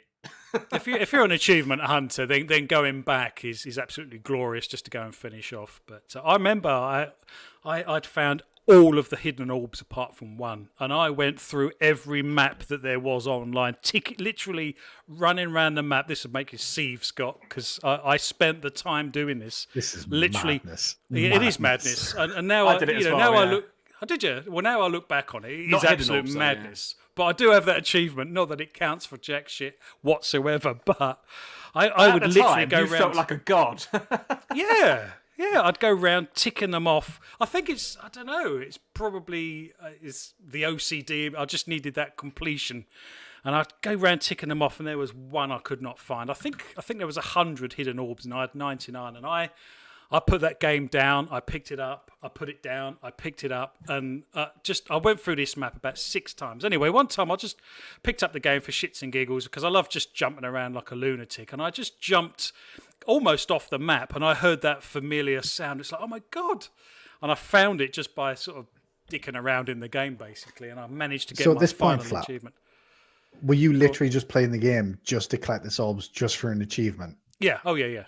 I think. That to me is absolute madness. And I think that's maybe part of like one of the frustrations with games is like, why can't a game just be done? Like, you finished the game. Why can't you just be finished the Yeah, game? Why to is be there going to be honest, all this extra you know, bollocks around it? the that you've got to first do? game that hooked me in was the bloody feathers in Assassin's Creed, the first one, collecting all the feathers, and I did the same with that. And I just that collecting thing. I don't know. I think there's a certain group of people out there that just like the whole completion of games, I guess, and just collecting stuff. It's there to be collected. It was kind of a fun challenge to go and find them and get them, because some of the feathers you sort of think, how the hell am I going to go and get that? So it was actually like a little puzzle within itself about trying to work out how you're going to get to this feather and stuff. But I am one of those, I'm afraid. Sorry. What else? You've actually made me think of one. Actually, it's kind of to do with post-game content, like especially if it's whether it's open world or relatively linear. I don't think it matters too much. But when you're like you enjoy a game so much, you spent so much time with it, you've invested so much of your own personal time and love, and you've absolutely adored every second and minute of a game. You get to the end, you finish it, you complete it, and then you're hoping that there's going to be some post-game stuff you can do. You're hoping for that little bit more, perhaps. I don't even know what that is, depending on the game. The encore. Yeah, exactly. Some form of encore, but then... So these types of games do have like a post-game state when, like the boss isn't there anymore or whatever else. But there is nothing else to do apart from just, as you say, hoovering up some collectibles here and there, which don't actually really give you anything apart from saying you've done it. Post-game, yeah. And it's like, as a player, that's such a massive, like... I don't know what's the word, like, it's such a massive decline in your enjoyment. It's just like, oh, that's it. And then it's like, shit, what do I do now? All this game I've loved so much just feels so empty all of a sudden. What do I do? And then eventually find something else. But it's just that kind of immediate, I suppose, almost disappointment. But it's not even it's not really the game's fault, I guess, to some degree. It's you, because you have the expectation just because you've enjoyed it so much. And then I had that with Oblivion. I absolutely 100%ed it. There was literally not a single thing left to do in Oblivion. And I got to know that world pretty well. And a bit like you said, it's like, well, now what do I do? It's kind of, I've invested a lot of time and effort in this world, and all of a sudden I've just got to leave it. That's it. There's nothing left to do. It just felt a bit odd. Don't know. Perhaps that's a me thing. I don't know. How about sort of game designs that we no longer have, thankfully? So some crappy sort of things that used to exist that thankfully no longer do. And I think who was it that put it in the chat? Someone's put in there. Armello, long loading times. I mean, hopefully they're a thing of the past. Particularly, obviously, with the now gen.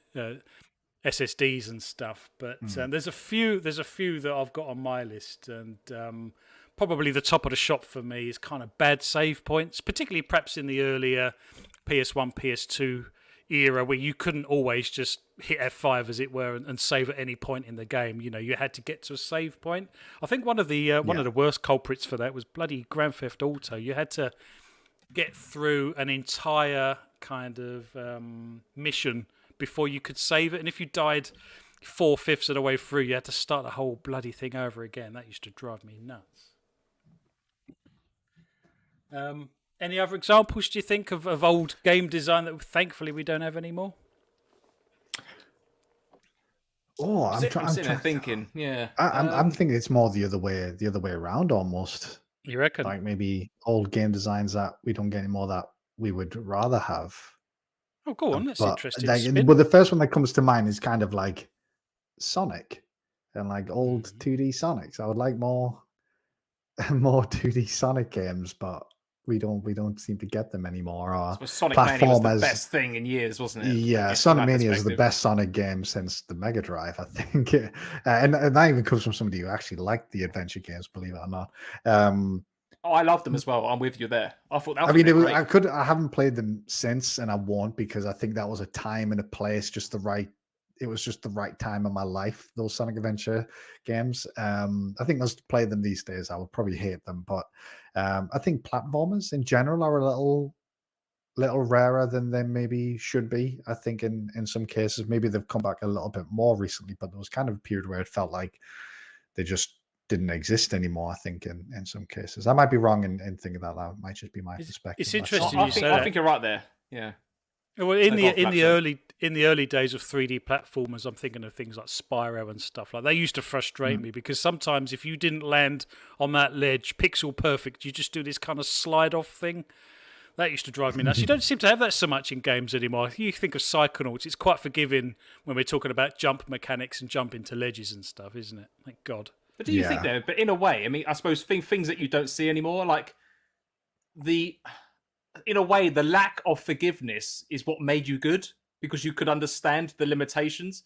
But, I suppose in a way with modern games, when they do help you in every facet of the game, it depends on the type of game. And of course, I understand, accessibility is important. But if you want to turn those options off, sometimes I do kind of wish some games were harder.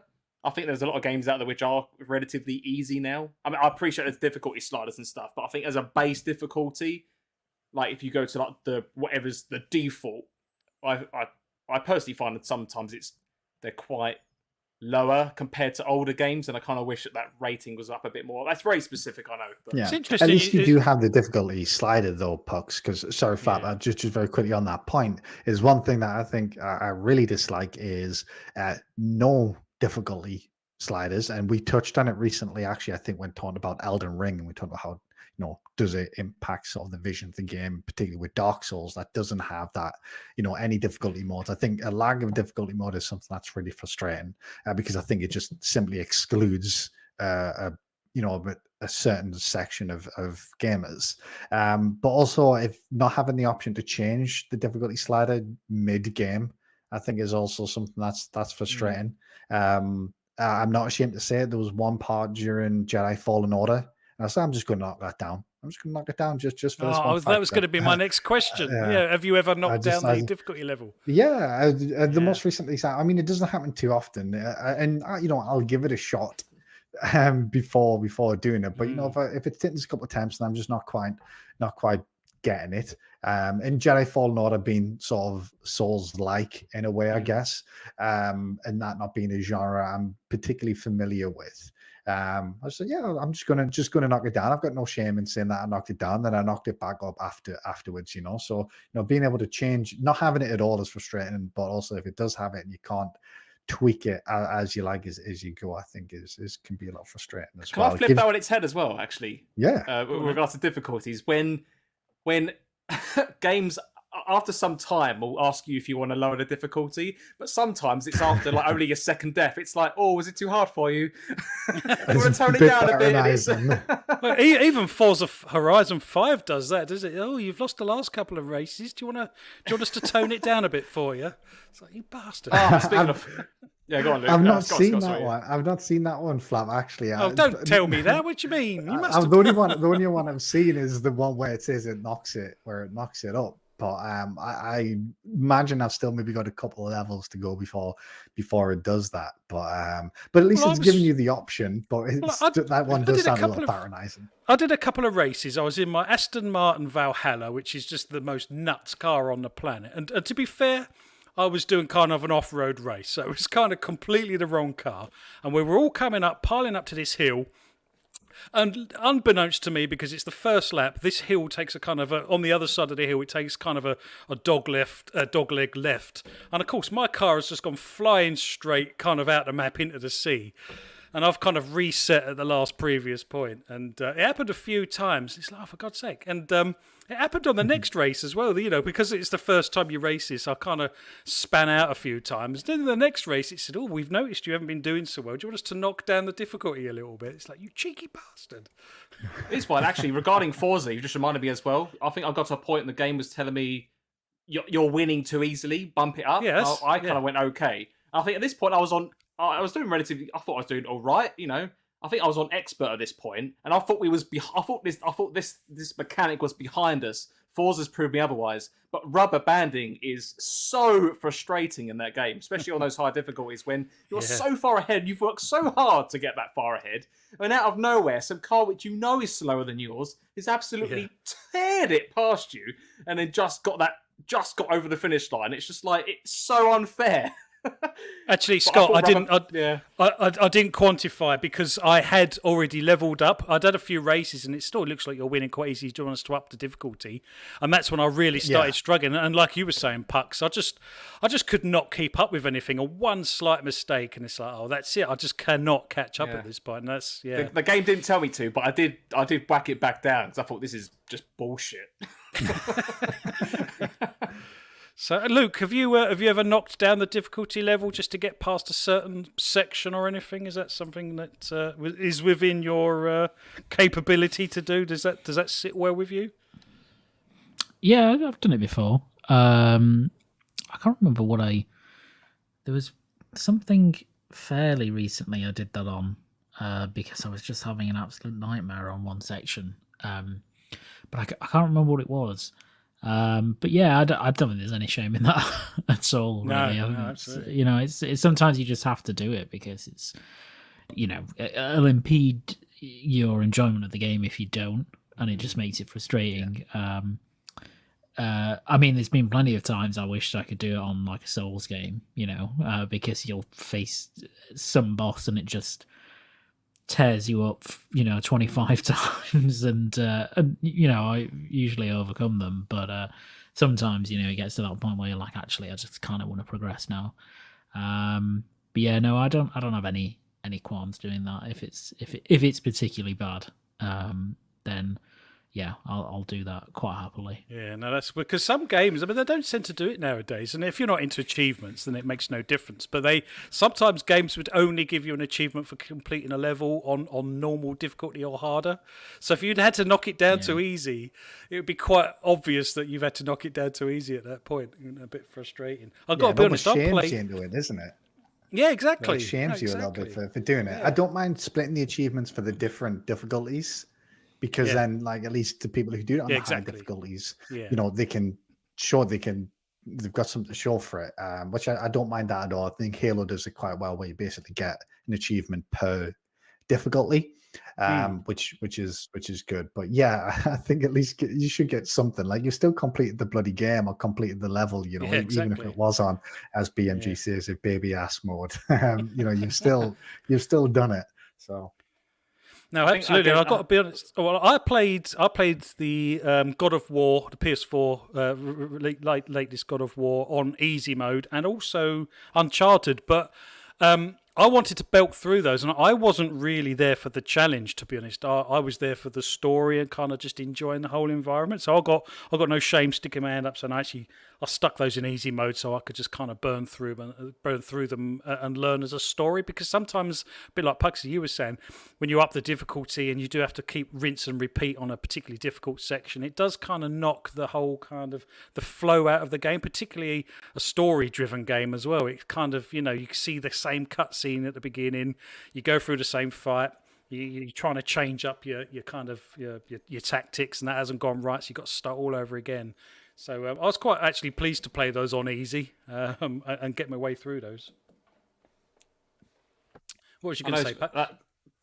I was going to say, yeah, it doesn't really, similar to what you're saying about the achievements, actually. I know, again, people like Scott and Luke who don't really care for achievements, it doesn't really apply. But games where it's similar to, it's to do with the difficulty stuff, but when there is an achievement, and it will specifically say in brackets afterwards that you've completed the game on this difficulty and never changed it throughout your playthrough or something like that. Oh, yeah, there are those, yeah. So, because especially in the 360 era, I absolutely loved achievements and I would work for them to mental degrees sometimes. I remember like BioShock. I didn't want to have to play through the game twice to unlock, say, the hard mode difficulty. Because typically, my cousin, he's like, he would do it on normal, and if he really likes it, he'll do it on hard, get the achievement, and, you know, pat himself on the back. But for me, I didn't want to fuss about the second playthrough, so I would suffer on hard just to say what I thought at the time I'd save myself a load of time. But then I realised that actually it ends up taking a lot longer because I've got to figure so much different stuff out. Yeah. And sometimes on harder difficulties, puzzles and stuff are just made harder just for the sake of making something different. It's just like, oh, Christ. Well, the weird thing is sometimes if you play a game on normal modes and for whatever reason you go back and play it on hard mode, it's actually just as easy on hard mode, if that makes sense, because sometimes some of the difficulty is working it out in the first place. So once you know that a Yes, baddie's yeah. going to come from the left, and this is how all of the game mechanics work, it actually makes it slightly easier in some regards. I mean, there are obviously some games where the bosses are so hench that they just kick the shit out of you. I'll tell you the other thing I hate is when bosses have more than one health bar that you're not aware of. So you're chipping away at this bloody health bar on this baddie, and it's taking forever, and you've kind of used up a few of your kind of revival kind of potions or whatever just to keep you in the fight, and then the bloody thing morphs into something else, and you've got another whole health bar to get through. It's like, oh, for God's sake. I remember. Have we all at least completed one run of Hades on this show? Yep. Yeah, Pucks. Yep. Have you? I haven't, but I don't care for spoilers. On this Okay, game, cool. Yeah, you Flap's absolutely right. But the first time I thought I had beaten that game, I put my pad down and I was like, "Fuck yes!" I sent screenshots to my friends. High-fiving strangers. I've done it, right? And then I unpaused the game and I was like, "Oh shit!" That was something that it was such. Did you have like 3 rollercoaster pixels of health left? Well, no, it was. I beat him, and then he goes down on his knee, and I paused the game at that point because I was just so happy. I had seemingly done it for the first time, and then spoilers for anybody who hasn't completed. He gets back up again, but at this point, I'd already celebrated to my friends on Discord, and I was like, "Yeah, I've completed. Finally got my first run of Hades." And then that happened. That was a little frustrating. It's when you've got 3 Did you pixels. die on that run? No, that was the worst thing. I ended up dying on the second health bar. No. That's what I'm saying. When you've got 3 pixels, when you think you've done it, and you've got 3 pixels of health left, and you think, "Oh, I've just about scraped it," and then he comes back for a second time, you think, "Oh no, I've got to do all that again," but with 3 pixels worth of health. I don't know. I remember there's 2 instances of that kind of bullshittery happening. And Scott, your Hades story reminded me of them, which is one. I don't know how many people played Ninja Gaiden 2 back in the day. Oh man, there is a bit in that. I mean, that's just really hard generally, so that's fine. I've got no issue with that. There's a bit, however, where you face one boss and you beat the boss, and then it transitions into a cutscene for you to face a second boss, and both boss fights are quite difficult. And I remember beating the first boss, and it's not as if it's like a totally connected series of fights either. It's kind of like a separate chapter element. But I remember beating the first boss, and it took me so long to do it. It was dozens of attempts, and I was so happy.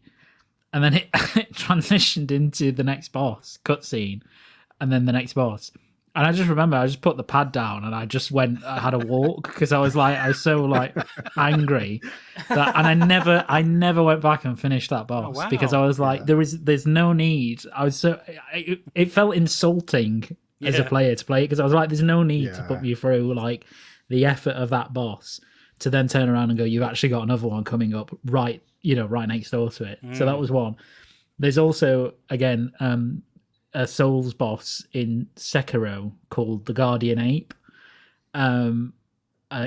He is incredibly frustrating because, and I should have, people should have known this wasn't the end when they faced him, because he comes kind of, I guess, halfway through the game, and he's just a big kind of white ape, and he's fairly difficult, but he's actually quite easy, and that was the warning sign that in the context of where he is in the game, it was quite easy.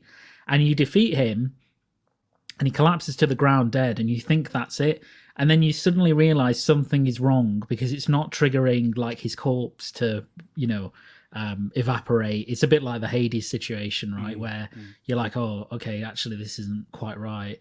And then he comes back to life, and he becomes 100% more aggressive. He learns all these new moves. He becomes one of the hardest bosses in the entire game, or at least I felt. And it's a bit like, oh man, your spirit is just crushed in that moment because you're like, I thought I've been victorious, but I wasn't. And what so and him what as well. what save point do you go back to if you died? Have you got to do it all again?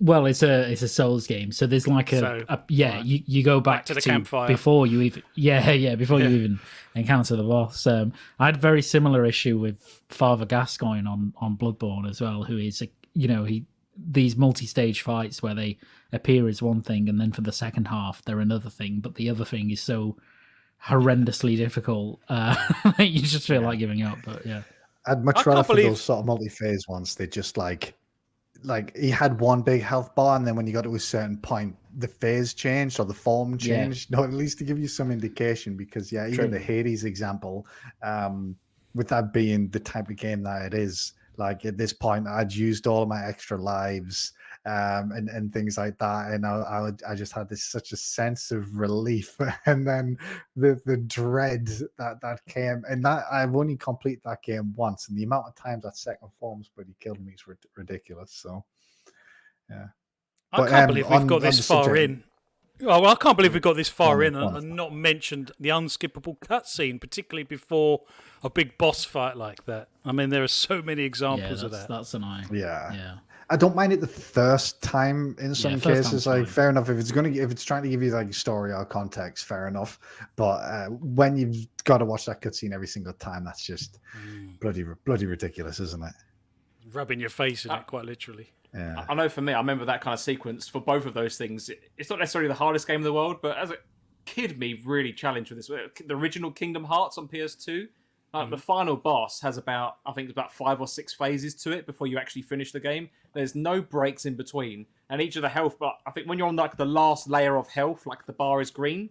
But there's so many layers to it. The color of the bar is like dark purple, and there's like 8 different layers until you've done one phase, and it's that way for all 5 phases. And if you die at any one point, you've got to redo it all from the beginning, and you've got to rewatch all of like the 5-minute cutscene beforehand. It's like you have to put your head in your hands and just cry. Oh, because I just got so frustrated and I couldn't punch a wall or anything. So yeah, it came out of tears. We've done anger. That's we've another done Confessionals. Yeah, we've done that one. I think JRPGs are quite guilty of quite a lot of these things because, like you were saying, Scott, there's a couple of difficulty spikes in Like a Dragon. And I thought, I've put so many hours into this. I don't want to give up on it, but I can't be asked. And I just thought, I'll just knock the difficulty level down. And you can't do it mid-game. You can't. Once you've selected it at the beginning of the game, you can't change it mid-game. So I was forced to grind my level up to a point where I could actually beat these 2 particularly difficult spikes in the game. And thankfully I've done it, and perhaps it's a badge of honour that I've been there and done that. But and to be honest, I think one of the things that helps with perhaps Like a Dragon is the combat is actually quite fun, isn't it? It's not. I mean, it is a grind, but it's not, because you can actually stick it on auto because it's turn based. You can stick it on auto to a certain degree and just let them get on with it. But but even in the arena though, Flap, that you couldn't just stick them on auto in the arena, because in those high levels of the arena, you'd get your ass kicked if you weren't like doing like the whole rock paper scissors thing of making sure you were hitting the. Well, it's difficult to even talk about the different types in Yakuza because they're all so bloody bizarre. But that's probably the worst for me. I think forced grinding in game. It's a good job that Yakuza was as good as it was, because any other game I would have just bounced off it instantly. As soon as I got to that point, I would have just been it's all right. I'm not that bothered. I'll move on to a different game. I'll tell you another one that I'm surprised we haven't mentioned so far is the QuickTime event that comes out of nowhere that you're just not prepared for, particularly at the end of a long cutscene. It's like you've got to press X at a certain time, otherwise you die, and got to watch the cutscene again. Yeah, I was on Guardians for PC. Yeah. I don't know why it does this. So it's got QuickTime events. I don't necessarily mind those, although I totally agree. Sometimes it's really annoying. But it just reminded me that for some reason, Guardians, when it released on PC on Steam, it had this broken control prompt. So for the first 5 hours of that game, until I was like, enough is enough, I need to find out how to fix this. So I had I was using the Elite 2. So standard Xbox control scheme, but it defaulted the prompts to a Steam controller, And so it would be like, press Y to do something, but Y on the Steam controller, right. like B on the Xbox. Yeah. So for the first 5 hours, I had to learn, when it says Y, it means B and stuff like that. And it's such a weird quirk it's so strange, yeah. And you could, like, people were like baffled why the game did it on PC. It turns out it just did this like weird settings reversion on Steam itself, on the options, like for your controller, and you could turn it off. But eventually, I know it did, and now it just reads normally. But yeah, I was like, I kept failing quick time events because I'd be like, shit, what is Y? Like, what's Y? I'm like having to do a translation in my head of what's this button. But yeah, quick time events in general, like the ones where, as you say, Flap, where the game has none, and then it suddenly has one. You're like, oh god. The only time I've ever seen that done really, really, really well, and that genuinely shocked me, was the Gears 5 quick time event. It's not a quick time event, it's more like a choice, but where a game does something that you're not expecting, in terms of a button prompt, and you're like, oh crap, I've got to do this. And I think there is a time pressure on that one as well. It's very forgiving, that one, though. I think you've got plenty of time to make it. Because I think there is only one, so we can only be talking about the same one. But yeah, I know what you mean. Yeah. I know we're due to wrap up, Flat, but I've just seen a comment from Pyro, actually, who says, what about bosses that have instant kill moves that sometimes are not even given any notice of them doing the moves beforehand? You know what? This is why I don't dig the Souls games, because it is such. I take my hat off, Luke, and anyone that commits to the Souls games, because it is such a learning process of like, oh right, so he's gonna just insta kill me when that bit happens now. So you've kind of put that in your little knowledge banked, and God hope that you press the right button when that comes round again, and then like you say, he moves on to the next insta kill move, and you think, oh right, okay, I've got to learn that one now. You just got to stack all of these up, and that is frustrating.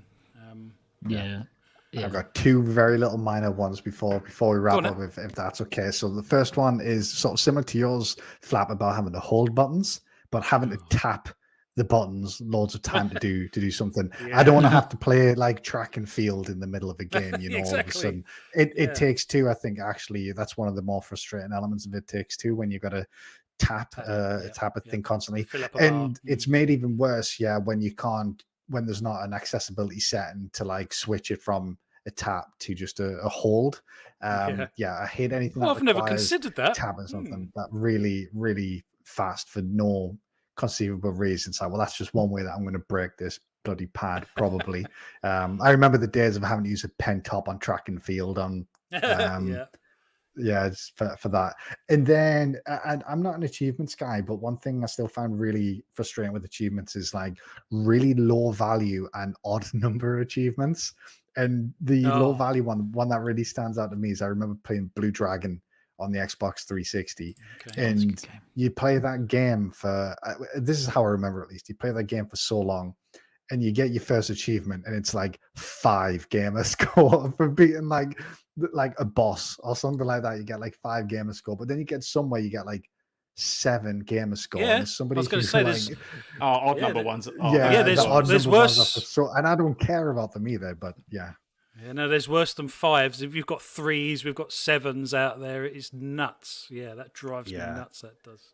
Good shout. There's actually a website, I think, where you can actually like search for gamer scores of a certain value for people who, because there's certain people who only want the number to end in a 0 or a 5. So there's websites that you can, I think even it might even be True Achievements, where you can search for gamer scores of a certain value, so you can go to get your number back to that ending in a 0 or a 5. But games that are stingy with achievements, even though I don't care about achievements, I think is ridiculous. And also the odd number ones, just like why is that 3? Why couldn't it just be 5? Why 3? You've got 1,000 to give me. Why is that one thing when you were 3 of that 1,000? I actually used that earlier this year because there was a 360 game I really liked called The Bridge. It's like a weird optical illusion type puzzle game, and that gave you like, again, those wacky numbers. It was like 14 gamer score, 63, 72, 47. It was like these really weird numbers. But no, I remember, and I used True Achievements to see what game I could use to put it back, and the game wasn't cross compat. So I think it was during a sale, like Easter sale or something earlier this year. The game was going for like £2. So I bought it for like, the Xbox One version just so I could do the first chapter to even out my gamer score again. And I thought, well, I can't play the game anymore because if I do complete it, I've then got to go back to the 360 one and do it all over again. That's dedication to your achievement score. That it was odd. It was odd for like the last 10 years, and I thought, oh, it does grate me sometimes. I look at it, but now that it's now like a juicy 0 or a 5, and it feels bliss. No, I had the same, and I had to even mine up as well. So I feel that pain, definitely. Fantastic. Well, thank you very much. I enjoyed that. There are plenty of game frustrations out there, it seems, and well, we're not, we're not through it. There's going to be plenty more frustration, and to be honest, we didn't even talk about things like microtransaction and cosmetic only skins and stuff like that. Perhaps some more of the modern trends, and perhaps we'll cover that on a different confessionals. But I kind of enjoyed going back through some of the older games, particularly because we can look back on the old days with some rose-tinted spectacles, but with things like old games that we used to have finite lives, or just some of the real clunky animations, or like I said earlier, some just really bad, horrendous save points at the end of the level. We're through those days, thankfully, and long live they. Well, hope they never come back. But we do have new trends that seem to appear in games that can be just as frustrating. Seem to be financial nowadays. It always seems to cost $1 nowadays for some of the more modern frustrations within gaming, but I guess that's just the nature of the beast. Well, thank you very much, GPG Crew, for being here. Panel, really enjoyed your input. Chat, thank you very much for being here. Numbers were a little bit down tonight. They were last year, just after Thanksgiving, so I hope all of our American friends have had a fantastic Thanksgiving and a great week. We've got Cyber Monday tomorrow. I don't know if anyone's bought any deals. I bought Guardians of the Galaxy, like I said earlier, for £37. I think it was already on sale anyway, to be honest. But there should be some Cyber Monday deals hanging around tomorrow, so I hope everyone gets what they want if they're after something specific. Go on. Can I add something as well before we end? Cool. I know we spoke earlier in the week, so to everyone in chat, again, thank you for tuning in. Flap and I were speaking earlier in the week about what we can do to help improve the show for you guys and things like that. So if there are any suggestions or particular topics you'd like us to cover, we do have a particular channel on our Discord server for podcast suggestions. So if you do have any particular feedback you'd like to give us, things you do like, things you don't like, things you'd like to see improved, or particular topics you'd like us to cover, please put it all there and we'll take it all on board and improve the show for you all. Absolutely, and particularly the confessional side of things, because sometimes the topics write themselves, particularly in a topic-rich week. Sometimes, and as I think Scott was saying in the green room, sometimes on the run up to Christmas and perhaps a little bit post Christmas, the topics can dry up somewhat, and we kind of scrabble around for things to say. But the confessionals are always good fun to do. So if there's anything particular in the confessionals you'd like us to cover, let us know. But like Puck says, if there are any other sort of generic kind of topics you'd like us to cover, let us know. But that kind of wraps up this show for this week. Thank you very much, everyone, for watching. It's always been a pleasure. Like I say, we do enjoy the confessionals, but I really enjoyed topic 1 as well. Like I say, sometimes we do hit on the negative sort of note, but sometimes it's needed because, like I say, we as consumers are the ones that tend to pay the price sometimes, and it does get a little bit frustrating. But that's fantastic. Thank you for being here. I hope you have a fantastic week. I hope you have a safe week. I hope you enjoy your gaming, and we'll be another day closer to Halo Infinite campaign coming out. So we'll hopefully see you on the next show. Have a good time, and we'll speak to you then. Goodbye.